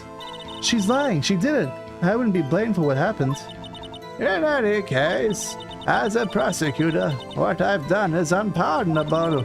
There's nothing I can do to make up for my actions. Mr. Wright, my sister's lying. It looks like she's determined to protect you to the end. She insists she fabricated the evidence by herself. There's no way she could have done it all alone. I've got to get Lana to talk more. If she's lying, then she's bound to slip up and make a contradiction. Alright. Boop, boop, boop, boop, boop, boop, boop, boop, boop, boop, boop. Objection! Miss Sky, I understand how you feel. You committed that crime 2 years ago to protect your sister. You mean the forgery at the scene when Neil Marshall was murdered? If that's true, you were you to be exposed now. The past 2 years of your life will have been in vain. Even so, I'm compelled to bring everyone's attention. A significant contradiction within your testimony. A contradiction in my testimony? You testify, and I quote, "The pieces of the jar that shattered during the events threatened my plan." That's right. Do you have a problem with that? It's a simple oversight, really. You see, the message was written on this jar with the victim's blood. Yes, the prosecutor must have written it in his final moments. Exactly so. And this is where the contradiction lies. In order for the victim to be able to write his message on the jar, it must not yet have been broken before he died. He couldn't have written Emma's name on a shattered jar. Order, order, order. Your Honor, it would appear more information is needed in regards to this jar and its bloody message. We may be missing something critical here. Something critical? Chief Prosecutor, it seems you're in the dark as we are about the truth towards which we are headed. What? Just tell us exactly what you saw. We'll piece together the information to arrive at the truth. Very well. The witness may now continue her testimony. Jar and message and blood. I immediately noticed the blood traces on the jar, but it was dark in the room and I didn't have time to check it out. To be safe, I wiped away the blood. The fragments were large, so I'm sure I got them all. All I could think about was wiping them clean before they were discovered. You mean you were the one who wiped away the message and blood? I wasn't the chief prosecutor at the time. She didn't think Daki was the real murderer. That's why she tried to erase the real evidence. Very well. The defense may now begin its cross-examination. Jar and message and blood. So the jar was already broken?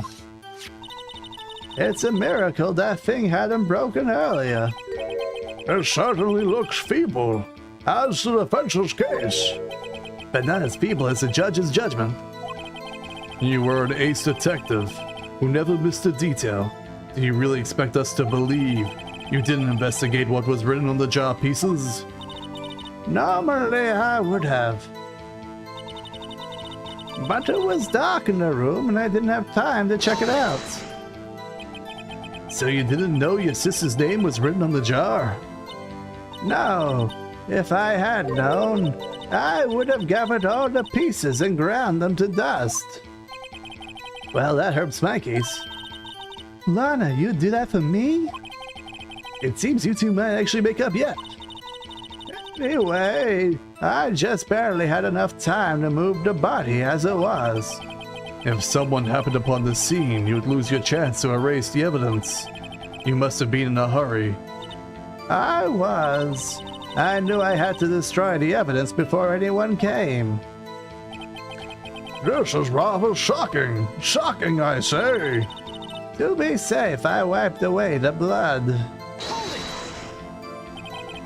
I'm afraid this action of yours reveals what actually happened. What do you mean? If you really thought Daki killed Prosecutor Marshall, you wouldn't have wiped away the blood. What else could I have done in that situation? Lana, I only had a few moments. There wasn't enough time for me to do anything else but cover up the pieces. The fragments were large, so I thought I had got them all. But how could you see with the power out? It should have been pitch black in that office. A detective is always prepared, Mr. Wright.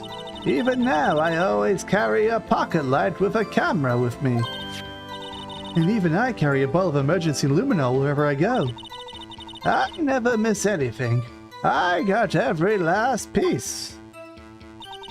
All I could think about them was wiping them clean before they were discovered. So you illegally arranged a crime scene? Yes, I don't have any excuses for my actions. I'm so sorry, Lana, I didn't know. I treated you so badly all this time. It's not too late. There's still plenty of time to make up. After we've gotten to the bottom of this incident. No doubt this day will leave a permanent stain on the history of the prosecutor's office. More contradictions have surfaced in her testimony. Your sis is really putting up a fight. She must really care about you. Still, she's not doing this the right way. I think I finally figured out the contradictions in her testimony. There's one final possibility that might turn everything around. Alright, I'm not really sure what this final possibility is, but we got this piece of cloth, which I assume is the final thing here. I don't know what else we can really show.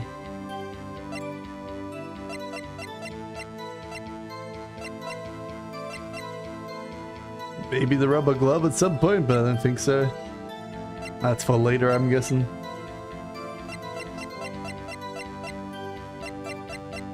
I don't know why we have so much evidence still on us. We've also got like the trophy missing the halberd. We don't know what happened to the halberd. Who has that?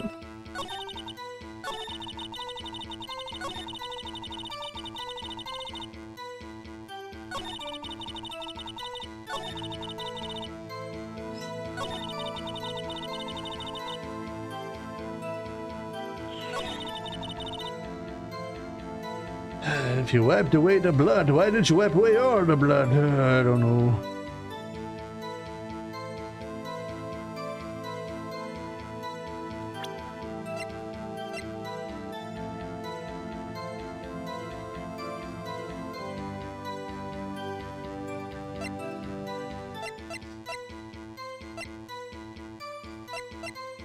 Feel like I'm missing something important here.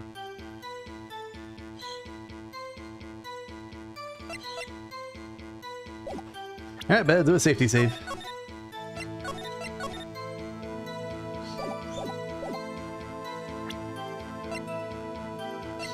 Objection! Obviously not. Yeah, I didn't think it would be. Please think of the facts before making your accusations.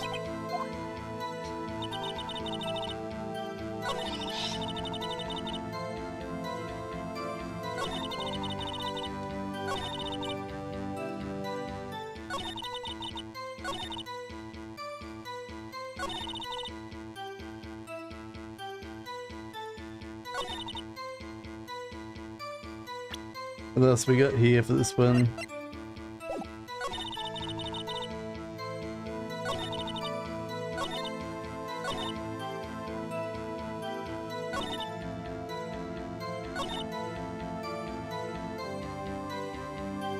Honestly not sure. Honestly not sure here.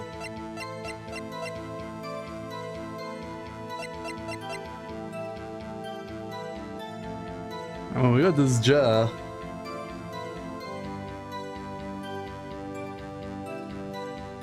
She's sure she got all the pieces, but she missed one? Yeah, no.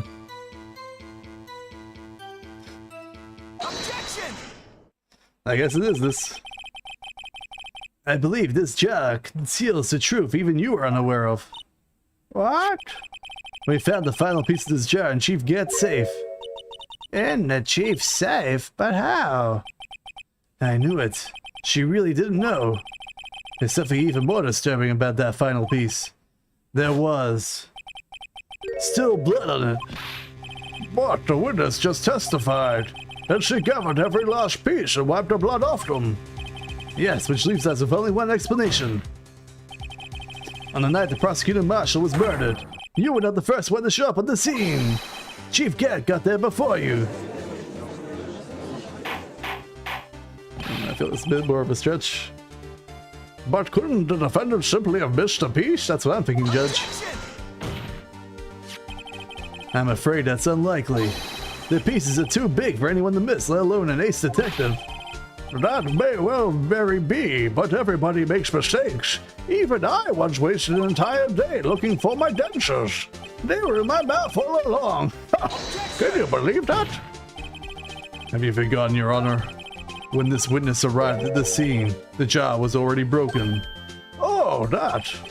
There's no way a name could have been written on a shattered jar. Another person discovered the scene prior to the witness. I hope you're not implying this person was Chief Gaunt at the time he was looking for Darky downstairs. Besides, even if he was there first, why would he break the jar? The question is, if he did arrive there first, why did he hide that fact for 2 years? Oh. Well, Your Honor, can you answer us that? No.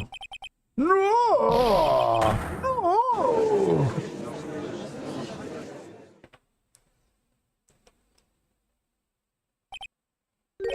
Wait, I'm not the one on trial here. Damon Grant arrived at the crime scene prior to the witness. He proceeded to break the jar. He proceeded to purposely hide one of the broken pieces. Question: what is this action called? Fabrication of evidence. But why would the Chief Gaunt do that? In light of what happened afterwards, isn't it clear? What happened afterwards? Discovering the scene, Lana Skye believed her sister Emma killed the victim. Determined to help her sister, she sought Gant's aid. Lending her his aid, Gant helped her create evidence that incriminated Darky, sparing Emma, and therein lies the reason why Miss Skye became the chief's puppet. Damn, she bit her thumb real hard there. No, I did it on my own as blood seeps from my thumb. Please, sis, stop trying to protect the chief. I can't watch you suffer anymore for my sake. No, you didn't. It wasn't you, Emma. You didn't kill anyone. Don't believe what Mr. Wright says. Defense attorneys make up the most foul lies to defend their clients. Foul lies? Imagine that coming from my own client. I guess you do seem like the type who twists the truth. What? Wait a minute. What if? We're still smack dab in the middle of Gant's trap. Is something wrong, Mr. Wright? Lana, you may be right after all. What do you mean, Wright? So, you do tell foul lies then, Mr. Wright? Miss Skye, please testify once more. But if evidence was fabricated behind your back, then Emma's accidental killing of the prosecutor marshal might also be a lie. But I do remember knocking Mr. Marshall over. Miss Skye, if you will. I can't. There's nothing to be afraid of anymore. This cross-examination may not change a thing. However, there's a possibility that it will if you tell the truth. Very well. I'll testify about what I really saw. All right, the witness may testify once more, for the final time. Actual crime scene. When I arrived, I found Mr. Marshall's body impaled in that suit of armor's sword. Emma and Darky were laying unconscious on the floor nearby. When I saw what happened, I thought she did it. That's why I erased all the evidence that linked her to the murder. I had Chief Gant help me remove the body from the sword and carry it. But if it all really was a fabrication, Emma might be innocent. Unbelievable! The body was impaled on an armor sword? You were the only one who saw that. If only you had proof. Actually, I do have proof. Oh, I gave it to Mr. Wright just this morning. what? To me? It's a picture I took of the crime scene as I encountered it. I thought it might be needed. But I don't remember receiving a picture like that. Lana must have known. See, Mr. Wright, she really does have faith in you. Very well, Mr. Wright. Please present this picture. I don't remember receiving any pictures from Lana. Lana said you gave it to you this morning, right? I seem to remember getting selfie from her then. Check that evidence again. There must be a picture in there somewhere. Alright then. Whoa, my god. He's not very good at looking at stuff, is he? Hey, there's a picture here. But there's a piece of cloth missing. Oh my. This is the actual crime scene. No other detective saw the crime scene like this, because I contacted the criminal affairs only after I had arranged everything. Lana's picture inserted into the court record.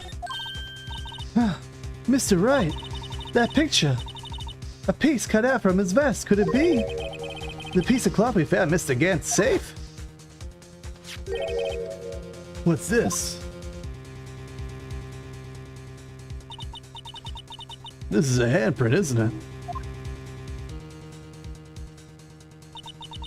That cloth. It had fingerprints on it. Whoever's fingerprints those are must be the real murderer. What? No, but those fingerprints, they were yours, Emma. Why are your lips turning all purple, Mr. Wright? Anyway, let's get on with the cross-examination. So long as you tell the truth, we should be able to flush out the real murderer. Very well, the defense may now begin its cross-examination.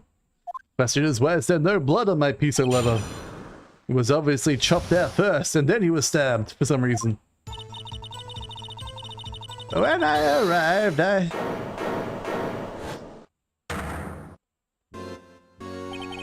Come now, Uzi.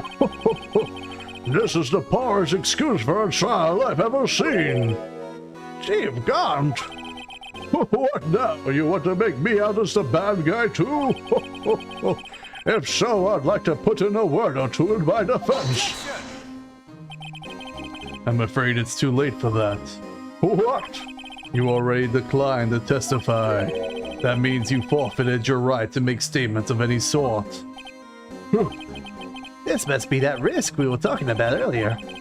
Just sit back and relax, and enjoy the sound of the noose tightening around your own neck.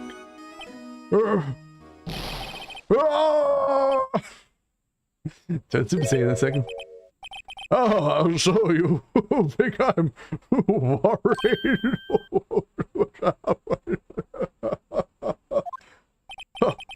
Sorry to disappoint you, but I don't need to make any statements. What do you mean? The evidence will do all the talking for me.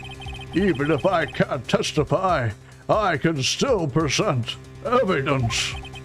Yes, that is true. Wait, you mean you still have some conclusive evidence? No, I don't, but someone does. Someone? So what's your excuse, Wrighty-O? Why have you been keeping quiet about it? Do you have something to show us, right? Something that proves who knocked over Neil Marshall, causing his death. Conclusive evidence that leaves no room for doubt. Is this true, Mr. Wrighty-O? If I show that piece of evidence now, Emma's sure to be made out to be the murderer. Mr. Wright, if you have any more evidence, present it now. And if you try to conceal anything, you will be the one appearing before the Board of Inquiries. What do I do now? I better think this through carefully. I can't afford to make a wrong decision. Should I present that piece of evidence to the one that shows who really killed the prosecutor? Yes, Your Honor. I do have evidence. All right. The time's finally come to show it to them. Those prints have got to be the chief's. Damn, he still hasn't told Emma? Poor Emma. Now let's see this conclusive evidence. The evidence that shows who actually murdered the prosecutor. It's a piece of leather cloth. Yes, it most likely was cut from the victim's vest near his chest. What's this? There's a big handprint on it. Surely it must have been left on the cloth by whoever shoved the victim into the sword. What? Whose fingerprints are on this? I'm sure Wrightio has checked it, haven't you? Well, whose are they? They're Miss Skies. Miss Emma Skies. What? They're mine? So I really did do it? See, I told you it was conclusive. But this was found in your safe.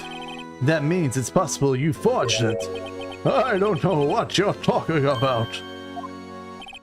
I don't remember any cloth in my safe. Do you really expect me to believe that? But give it up, Mr. Wright.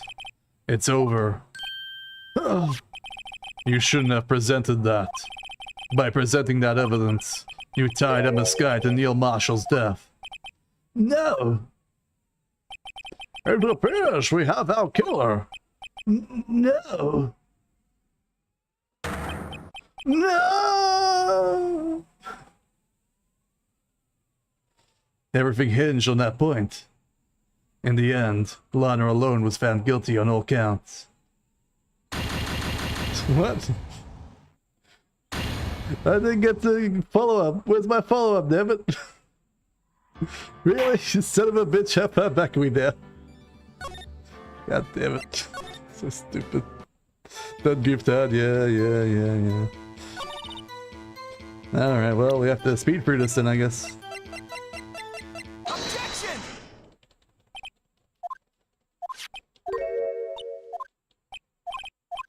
And then get to the follow-up with saying, but there's no blood on this piece of cloth. Where's my objection, damn it? Where's my dang objection? Objection! Damn you, game. Objection!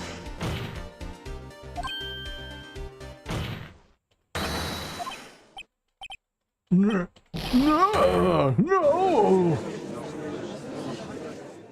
Oh wait, I'm not on trial here.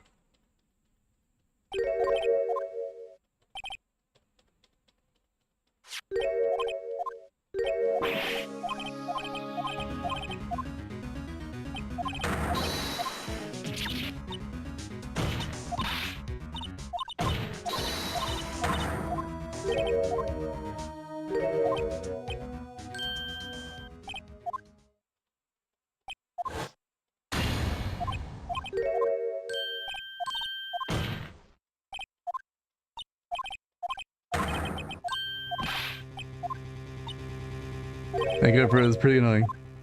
It's so painful you played this in real hardware. You couldn't really save whenever. The dialogue couldn't be sped up. That sucks, dude, that sucks.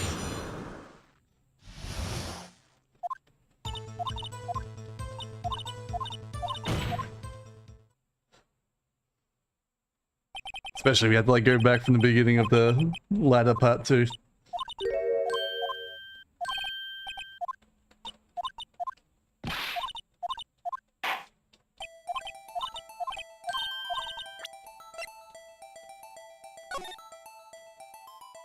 Look at that cute little ducky.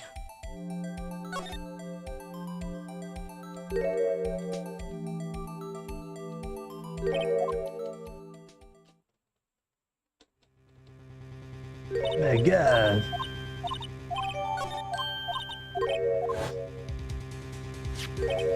I like how no one questions like the impact of a little girl somehow pushing a body up and down onto a bit of armor. Well, she's gonna be the power of a sumo wrestler at that.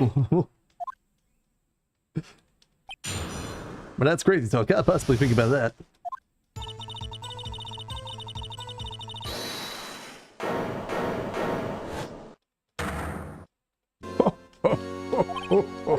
Now, gee. Objection!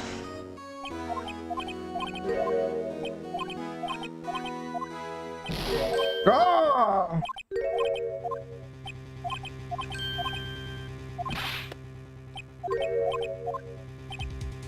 Alright, save here.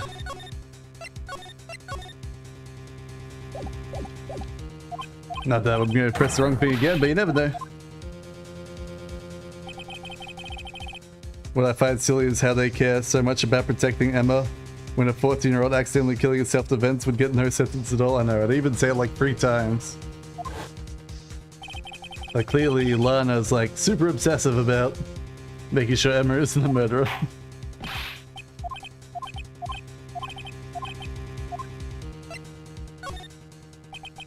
Your Honor, I don't have any evidence I can present at this point in time. What? You lie! Chief Gaunt! You opened my safe. I know you took what was inside. The conclusive evidence. I don't know what you're talking about. Mr. Wright, why don't you show them? We found it together. I see. It's because you know the truth, don't you? You know whose fingerprints are on it. That's why you won't present it. And what are you talking about, Chief Gaunt? Can't you figure it out? Take a good look at this picture. See the victim's vest? Notice anything odd about the chest area? For a guy that's not allowed to testify, he sure is testifying a lot right now. It looks like part has been cut for some reason. You mean you had this in your safe? What? That means you, the chief of police, have been concealing evidence. This is going to be the biggest scandal in the history of the police department. Impressive.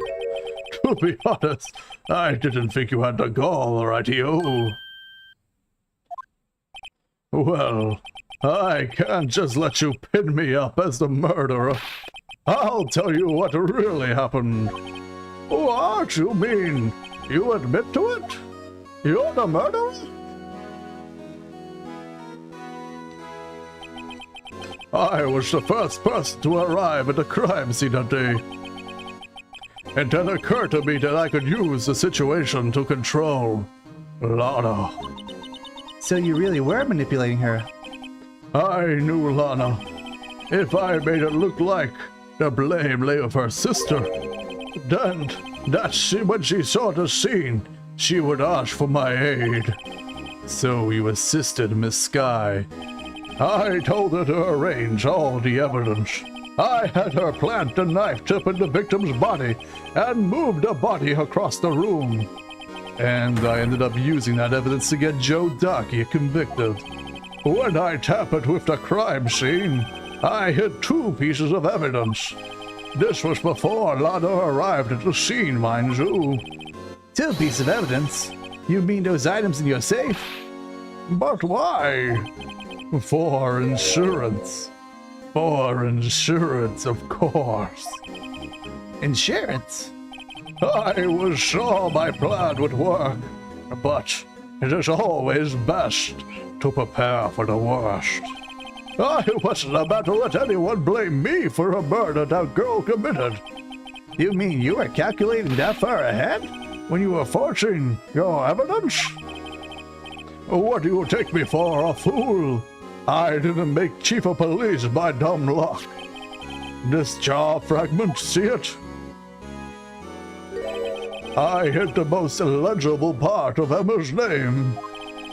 I didn't expect Lana to go ahead and wipe the blood of all the pieces. Objection! But you fabricated all the evidence. What's to say you didn't fabricate the message on this jar too? Some people just don't know when to quit, do they? That's why I kept 1 more item for insurance. You mean that piece of cloth? Come on, Righty-O, cough it up already. I know you have it. What are you waiting for, Mr. Wright? So you admit to it then, Chief Gant, that you were hiding the cloth you cut off the victim's vest in your safe. Yes, I admit it. I didn't want to have to do that, being chief and all. But it's a lot better than being portrayed as a murderer. Well, Mr. Wright, what do you have to say for yourself? Just a moment ago, you said you didn't have any evidence you could present. Foolish move, Righty-Ho. You should have showed it then, before it was too late. It's been a long battle, but the moment of truth has finally arrived. As long as I don't mess up, here, victory is mine. Are you able to save here? Okay, I'm the safe.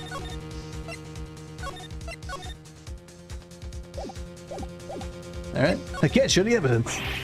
No, it's too late to show the evidence now. Besides, even if I did, I just have to explore the poor girl's fingerprints. Right. Take heart over the circumstances. The circumstances? I'm talking about then and now. There's one major difference between the two. Weren't you waiting for that difference? Oh, so Edgeworth figured out my plan. Mr. Wright, this is your only chance. Your Honor, I do have the evidence to present now. All right, then, let's see this conclusive evidence. The evidence that shows who actually murdered the prosecutor marshal. It's clearly my badge. That's why I meant to show it. Let me verify this once more. On the day of the crime, you personally cut out this piece of victim's vest. Oh, yes. At last, you finally brought it out into the open. There's a handprint on this piece of cloth. Your Honor, the prosecution requests that be immediately sent to the lab for analysis. This handprint on the lever. There must have been a strong impact for it to be left so clearly. You mean?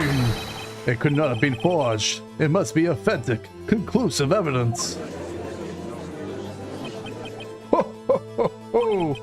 You're as slow in the uptake as ever, Worthy. What? Think about it. Righty-O had all the time to present this evidence. I tried to present it like 3 times, but you wouldn't let me. Yet he was reluctant to do so. Why would that be? You mean you already know? You know whose fingerprints are on that? Mr. Wright, do you really know? Whoever fingerprints belongs to must be the real murderer. Whose fingerprints are they?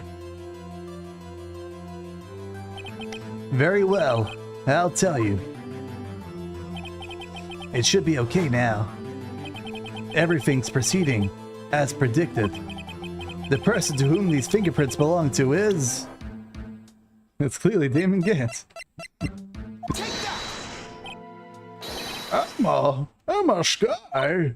What? They're mine? I'm sorry, Emma. But why? Why didn't you tell me?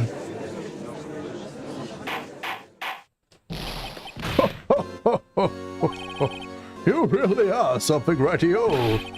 You knew this girl did it all along, and still you tried to pin the murder on me.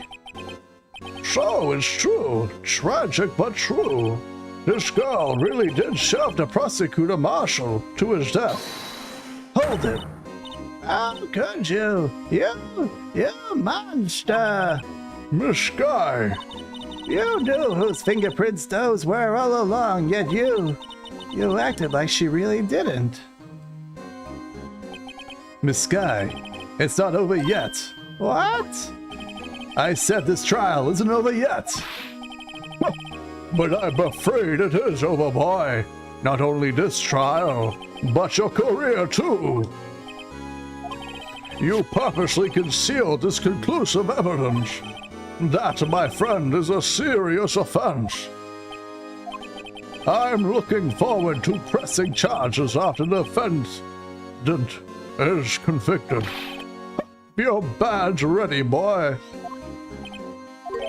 What's the matter? Cat got your tongue? Aren't you going to tell us how it feels? How it feels to be the one who single-handedly turned a poor little girl into a murderer. Before I do that, there's just one little thing I have to clear up. Oh, and that is... Who really killed the prosecutor, Neil Marshall? What? Chief Gant, you're absolutely right. This piece of cloth proves who the real murderer is. Who killed Neil Marshall, you ask? It was Emma Sky, wasn't it? I'm afraid that's not possible. You see, this piece of cloth contains a critical contradiction. What? A contradiction? What is this fool babbling about now? I'm talking about a contradiction, one that proves who the real killer is. Mr. Wright, this piece of cloth. What could it possibly contradict? Chief Gant, your tyrannical Aunt Rain ends here. Behold the piece of evidence that contradicts this cloth. And what exactly is this supposed to be? This is the picture Miss Sky took. Take a good look at it. See where the pieces of his vest were cut out? Yes, his shirt is showing underneath. It's hard to make out with all the blood on his vest, though. Exactly my point. His chest is soaked with blood. That's only natural. His lungs were no doubt punctured. Blood poured out of his mouth.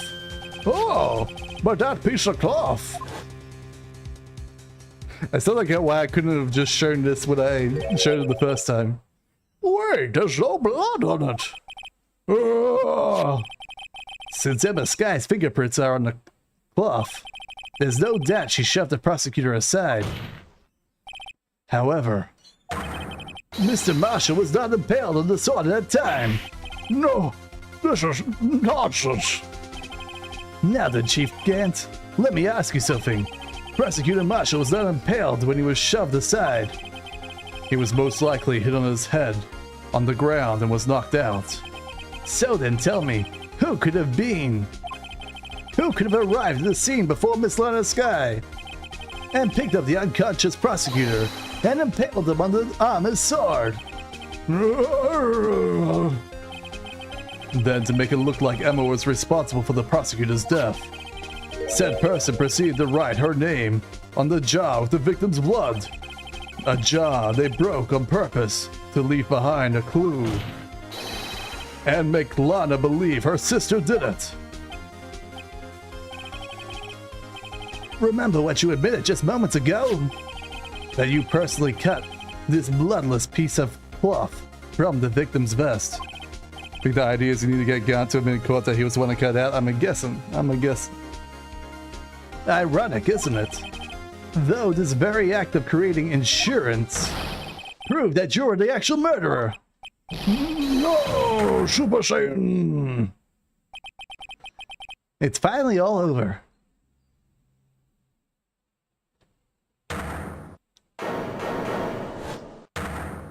Objection.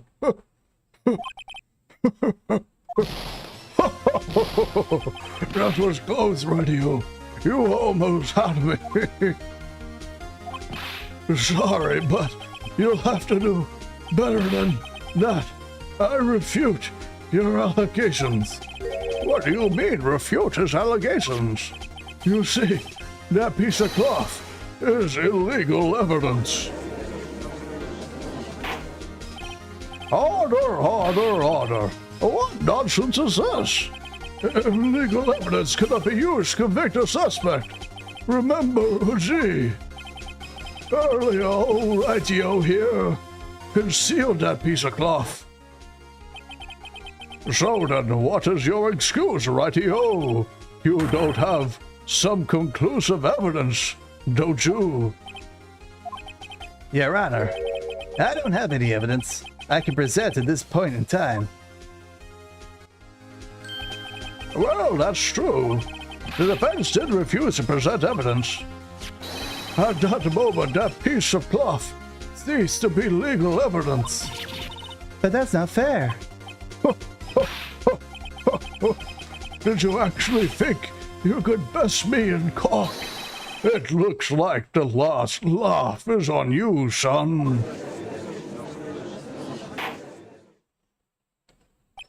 I'm afraid God's claim is legally correct.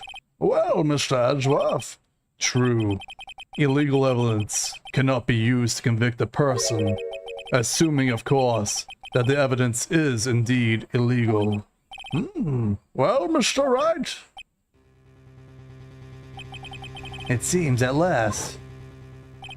The time has come for me to reveal my plan has finally come. Mr. Wright, do you admit to it? That you purposely and illegally concealed this piece of cloth?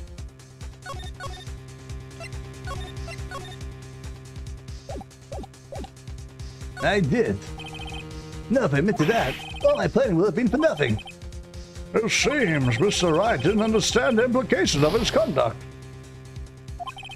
If you're going to change your position, this is your only chance, right? He's right. I admit, I refused to present it at one point. Aha! So the evidence is illegal. Objection! No, it isn't, Mr. Gant. Oh, It's not that I didn't present evidence then. It's that I couldn't. what do you mean you couldn't? There were certain procedures involved when presenting evidence. No, Uji, don't listen to his lies. He's nothing but a coward. You can't believe. There is only one issue left to be resolved in this trial.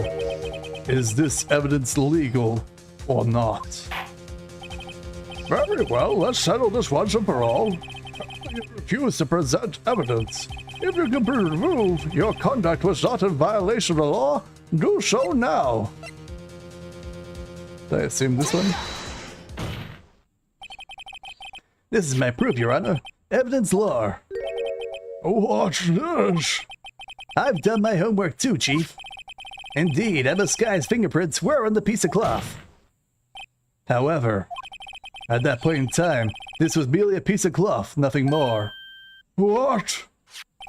You see, it's written right here in the book. The second rule of evidence law. Oh, Rule 1. No evidence shall be shown without approval of the police department. I found this piece of evidence myself inside your safe. It goes without saying, I did not have approval from the police department. Rule 2. Unregistered evidence presented must be relevant to the case on trial. And here's the crux of the matter. You see, at the time, it was impossible for me to prove the relevance between the cloth and the SL9 incident. what? What kind of nonsense is this? You want relevancy? Just take one look at this picture and... Objection! Sorry, but can you recall, when was this picture presented? That was shown only a few moments ago. No. He's right. At the beginning of today's trial, that piece of cloth was still meaningless. The person who gave it value as evidence was you, Damon Gant. Oh, You yourself convinced to a certain truth. Let me verify this once more. On the day of the crime, you personally cut out this piece of victim's vest? oh yes. No. It was then that you approved this cloth as conclusive evidence. Yes, you, the chief of police, personally approved this cloth. The only person who could have cut this from the victim's vest is the one who stood before the prosecutor marshal in his final moments. In other words, the real murderer, and there's only one person who that could be. Damon Gant, the killer was you! No. No.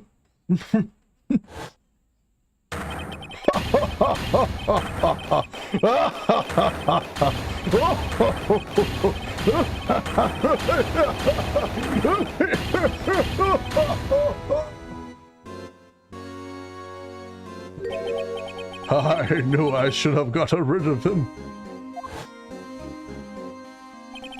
That good-for-nothing scum. But 2 years, he's been snooping around the apartment, trying to get something on me. Crimes are being committed every day, yet he insisted on hounding me. Well, your crime wasn't exactly petty. He wanted to reinvestigate the case. He recruited Angel Star, then convinced Bruce Goodman. Detective Goodman? Yeah, that's right. If the evidence is transferred, I'll lose my only chance to find out the truth. Please, you gotta help me. Goodman turned him down, as he ought to. No, Jake Marshall didn't know when to quit. He stole Goodman's ID card and tried to take the evidence.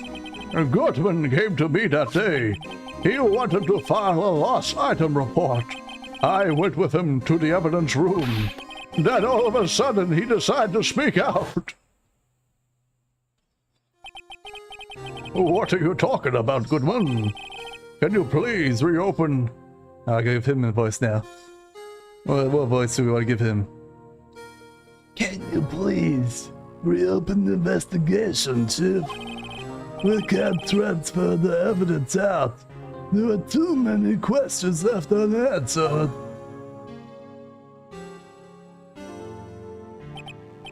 He opened his evidence locker, and as he was taking the evidence out, he said, It's not too late. I'm gonna hand all this over to Marshall. Well, to be honest, I was a bit taken aback by his words. I had a bad feeling when he came to see me, but I never thought he'd bring up the SL9. That's when I saw it, that accursed knife.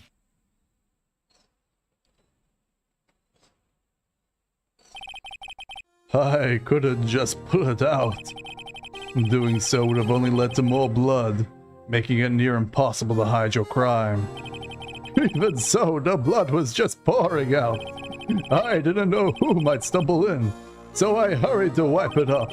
I was worried so much about the floor, I didn't realize my fatal mistake. The bloody handprint. Detective Gumshoe's locker.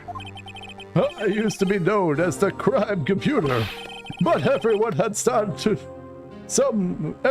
start somewhere, I guess. I was too nervous. I had no business doing any of it. And then you put the body in my car. I'm sorry, I couldn't think of any other way to move the body. I broke your truck, but what's the big deal? You make a lot more than us detectives ever will. But you have a giant organ in your office, buddy. Ugh.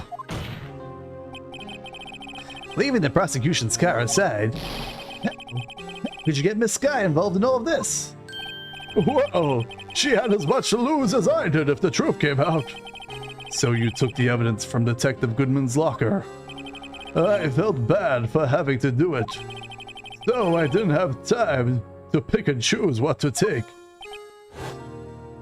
So, you left the jaw fragments in the glove? Yeah. It looks like I was better off being an investigator of crimes than a committer.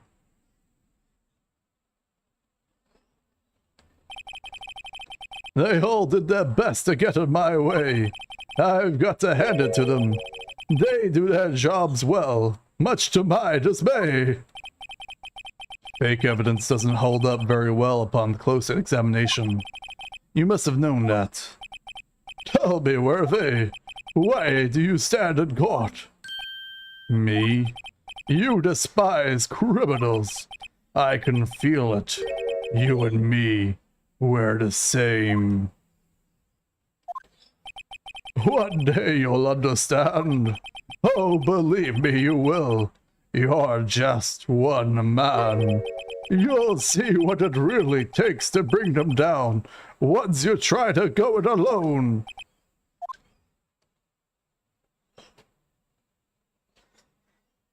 All right. Well, looks like it's time to say goodbye. Oh, Uji. What? Looks like we'll have to cancel that lunch date. Sorry, old friend. I'm sorry too, Demogorgon. I knew you as you used to be long ago. You were once a fine investigator and an example to others on the force. I'm sorry to learn that you are no longer that person. Those days are long gone now, Izzy. Thanks for the memories. No, don't worry, you'll be fine. Now you have Rightio here, and Worthy. With those two around, you can't go wrong. In fact, I can hear them already. The melodious sounds of new beginnings.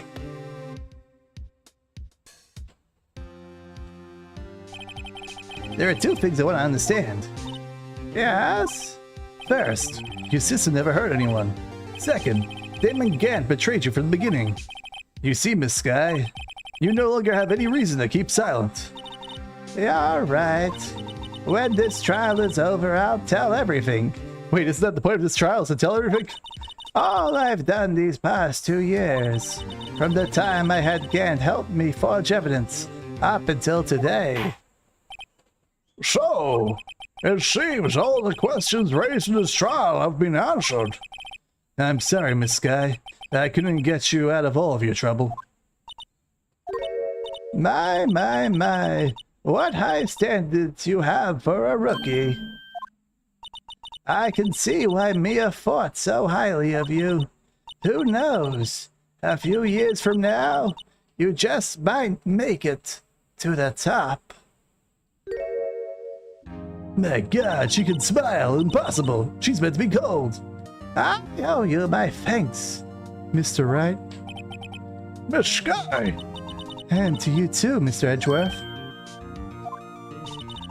You've suffered every bit as much as I have over these past few days. Believe me, I know how much of an ordeal it's been for you. It was nothing. Liar! I was worried about the pressure might break you, and yet, you rose above it all and guided Mr. Wright to victory. You've done well, Mr. Edgeworth. Stop it. I only did my job. In light of this case, it seems a good self-examining is in order for all of us. Miss Sky, Yes, Your Honor. you are innocent of murder. However, although the chief blackmailed you, the fact is you still acted as his accomplice. A trial will be scheduled for these crimes at a later date. Yes, I understand, Your Honor. Is there something amusing about all this? Why are you smiling? It's been a long time, Your Honor. A long time since I felt free of all these heavy chains. Well, this trial has gone on far too long already, I'll say. Regarding the charge of murder, this court finds the defendant, Miss Lana Sky, not guilty. Well, we did it. We finally got through this incredibly long trial. That is all. This court is adjourned. February 25th, 5:03 p.m. District Court, Defendant's Lobby number 2. At long last, it's finally over. Emma? Why the long face? I'm sorry your sister didn't get completely off the hook. But at least she wasn't convicted of murder. She didn't commit. That's not it. Just now, after the trial ended, I can see why Mia thought so highly of you. I owe you my thanks, Mr. Wright. And to you too, Mr. Edgeworth. You've suffered every bit as much as I have over the past few days. You've done well.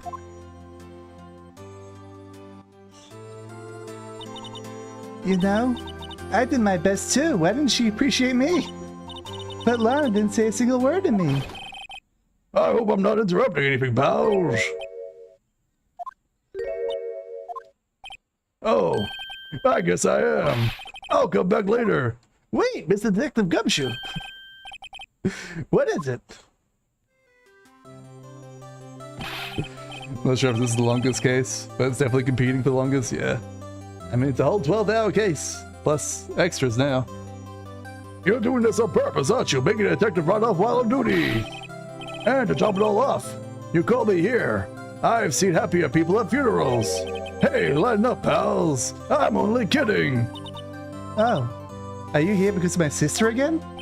Nope, not this time. Today I came because of you, pal. Me? That's right. I thought you'd like to see someone. Lana. Should you be doing this? She's still under arrest, you know.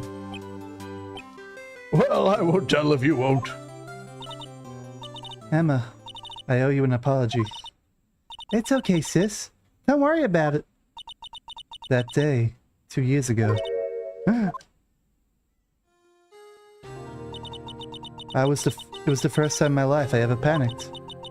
It was all I could do to keep myself from screaming. All I could think about was keeping you from getting wrapped up in that mess. Sis! I asked Aunt to help me cover up the truth. I thought I was doing it for your sake. But now, I realize I was wrong. I changed after that day. I ended up talking like this. I had to. It was the only way I could make it through the past 2 years. I knew how much it was hurting you by distancing myself. But I couldn't bring myself to tell you what I did. I was scared. Scared that you would look at me with those eyes of yours. I was scared of how you'd react if you knew. But sis, you're only doing it for me. No. Huh? I turned my back on you that day. In hiding what I believed to be the truth. I was deceiving you. Sis! I'm such a fool. It took me all this time to realize it. Emma, I'm so sorry. But sis, you don't have to apologize. I'm happy now. You're happy? Of course. You know, sis, I always knew that one day you'd come back. And now you have. Oh, Emma. Emma! They hug and reconcile. No one can change the past. The only thing we can do is strive to make up for our mistakes. Why must we make up for our mistakes, you ask? Because in so doing, we can find the way back to our rightful path. And it's from there that we can move forward towards a brighter future. At least that's what I felt, watching those two sisters make up. Mr. Wright, Mr. Gumshoe. Me? Thank you both for all you've done. I'm sure I'll meet again someday. Isn't that right, Edgeworth? Edgeworth? Stop hiding and come over here. Where was he hiding? I just came to say, congratulations. Thank you. Thank you, Mr. Edgeworth. Right. Well, I'll be going now. Mr. Edgeworth, I hope you don't blame yourself for what happened. Oh, We were the ones who acted corruptly, not you. it's too late for me.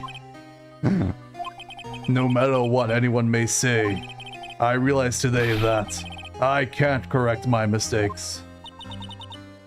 Mr. Edgeworth! Not only that, but I don't even trust myself anymore. Chief Gaunt was right. You despise criminals. I can feel it. You and me were the same. One day you'll understand. Oh, believe me, you will. You're just one man. You'll see what it really takes to bring them down once you try to go it alone.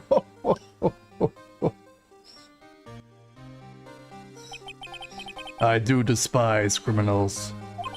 I plan to dedicate my entire life to fighting them. But in order to fight crime on my own, I need a weapon. It's scary, but I've known that to some. I know that to be true for quite some time now.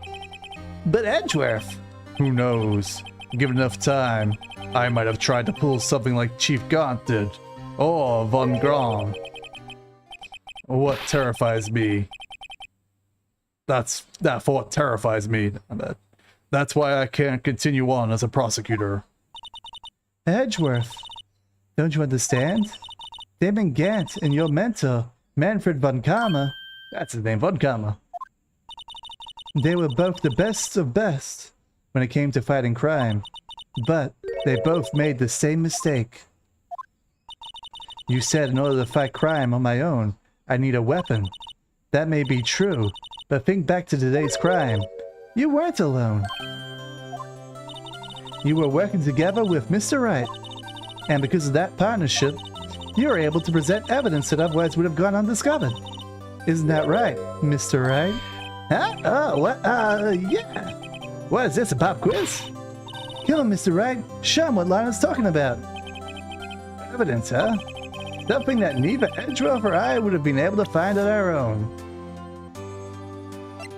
Clearly the King of Prosecutors trophy. I'm always so bad at these, like, final evidence things. The blue badger panel, we could never have found out our own. The fingerprinting set. That's the fingerprinting set. He gave this to me. Take that! That might mean something to you, but I don't see how it had anything to do with our partnership. But you gave it to me. It was literally you. Mr. Wright, it seems you still have a lot to learn as well. I guess that wasn't the right piece of evidence. I'll get it right one time. Clearly it's the evidence list. True. Bring them together. It's time for me to go. Mr. Edgeworth, If you'll excuse me, there are still some loose ends that need wrapping up. Take care, Chief Prosecutor. but he literally gave me that. Edgeworth, what will you do now? Well, whatever you do, just remember, you can't let what happened kill the prosecutioner in you, or you can let it help you grow. In the end, it's up to you. I know. It seems I owe you my thanks too, Mr. Wright. But what I face now is my own problem. Edgeworth, I'll be waiting for you in court. Farewell. Well, bye, Edgy. I'll see you when you're in series, if I ever get around to that. I better be going too. Okay, I'll be by to visit soon. It seems we both have a lot to learn and catching up to do. Here, it's a little something for you. Scientific investigation. Look at that cute little duck. Scientific investigation? It's the first book I ever bought. Study it well. Thanks, sis. I will. And she's like, I already got 3 of them at home. You like the format of his series better? Well, it's gonna be a long time till I get around to that one. A very long time. And so another case came to a close. As for the sisters, I have faith. Faith that their lives have only just begun. And as for me, I think it's time I started on a new journey of my own. A journey to rediscover myself. Whoa! Don't go off trucking just yet, pal. Huh? What is it, detective? There's just a little matter to be resolved about the chief prosecutor. You see, she isn't supposed to be out of jail like this. But I thought you said it was okay. Yeah, well, it may be okay with me, but the folks at the prison have a different story. Huh? Basically, I had to bribe the guard in order to sneak her over here for 30 minutes. Believe me, it wasn't G. Beaver. Huh? Way to go, detective. I didn't know you had a wild side. Yeah, well, you see, Mr. Wright here is the one who'll be footing the bill. Huh? Huh? What do you think? I can afford this with my salary? You gotta be kidding me, pal. I have to pay to work. Huh? Huh? Huh? Thank you, Mr. Wright. You're the best. Why is it? I suddenly feel like I want to scream. Hey, I got an idea. Why don't we all go pay it off together? Yeah, that's a great idea. Come on, guys. Let's go. Objection! We did it. We beat the first game. You wander around the crime scenes and accuse debate people. Arrange a friend of mine for a thing in Europe. I hope she'll be pleased to study under a top coroner. As for me, this affair has pretty much ended my days at the prosecutor's office. I still managed to find my way back to the field somehow. Then, I'll be able to investigate crimes together with Emma. You wander around the crime scenes, accuse debate people as you meet them, without having to split up between investigation and trial segments. Yeah, that does sound a bit better. Just a wee little bit. How'd they get so much powder dead so quickly? I always had such trouble putting it down. Yikes, I thought I was a gunner for a moment there in the end, oh. They overlooked my unauthorized investigation of the chief's office. If we penalized you anymore, it'd be worse than firing you. Yep, that's what they say. It just goes to show, you can't shake off me that easily.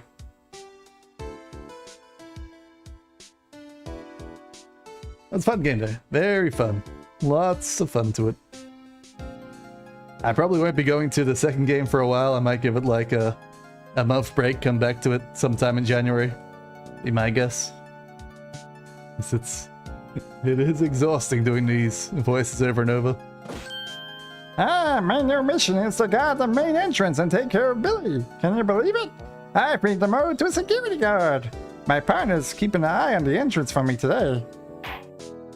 Show them no. Someday I'm gonna make detective. Yes, sir. Then I can be just like that Dick Gumshoe. Good job, Meekins. Yeah, back-to-back visual novels is rough. Yep. It was the one thing I was trying to avoid when I don't play like Atlas games and Shin Megami Tensei and Persona Royal and all that. Because it's just like mountains and mountains and mountains of dialogue. And a lot of it just not necessary. A lot of it's like, let me repeat the point I've already told you 4 times. You need to be repeated again, right? Oh no, Blue Badger died. How could he? Programming. Umaki Sato. That's why you recommend not doing any of the Persona first for SMT. Yep. What's that, pal? Can you see I'm here? Miss Star managed to sneak this into me. CCing one of the guards, you see. Well, cowboy, looks like you did it. You even gave Bambinia back her smile. Can you make sure Billy and the gang get their water? He has one cactus? Damn, dude. I mean, I might do like the original SMT at some point. Looks like we won't be seeing each other for a while. As a farewell gift, I put a new meal on the menu. The Right Way lunch. The top lawyer tastes as bitter as defeat, but the bottom lawyer tastes delicious. Kids seem to dig about the turnabout theme. What a hot seller. Just make sure not to eat it backwards. I love them more like dungeon crawl without the heavy dialogue. It's nice. Personally like the Digital Devil Saga and the Strange Journey the most.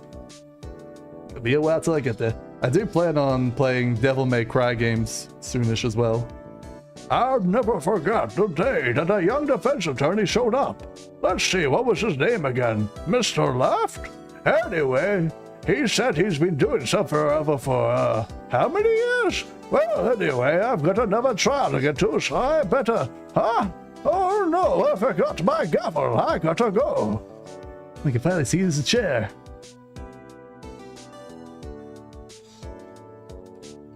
Bony Global Solutions. So that's who we can blame for the donuts fiasco. Ah, looks like my parents did show up today. Very late, alright. Well, go figure out the end of the stream anyway. Ah, nothing soothes the soul like a fresh country air and a waterfall. Still, sometimes I do miss hearing you and your objection. Still, I can't go back until a fully-fledged spirit medium. Mystic Meyer, afternoon training's about to begin. Coming. Well, see you around, Nick. Alright, that's it for me. Hope you guys have enjoyed. I'll see you guys next time. Have a good one. Bye-bye. Oh yeah, if you're on YouTube, subscribe and Twitch follow.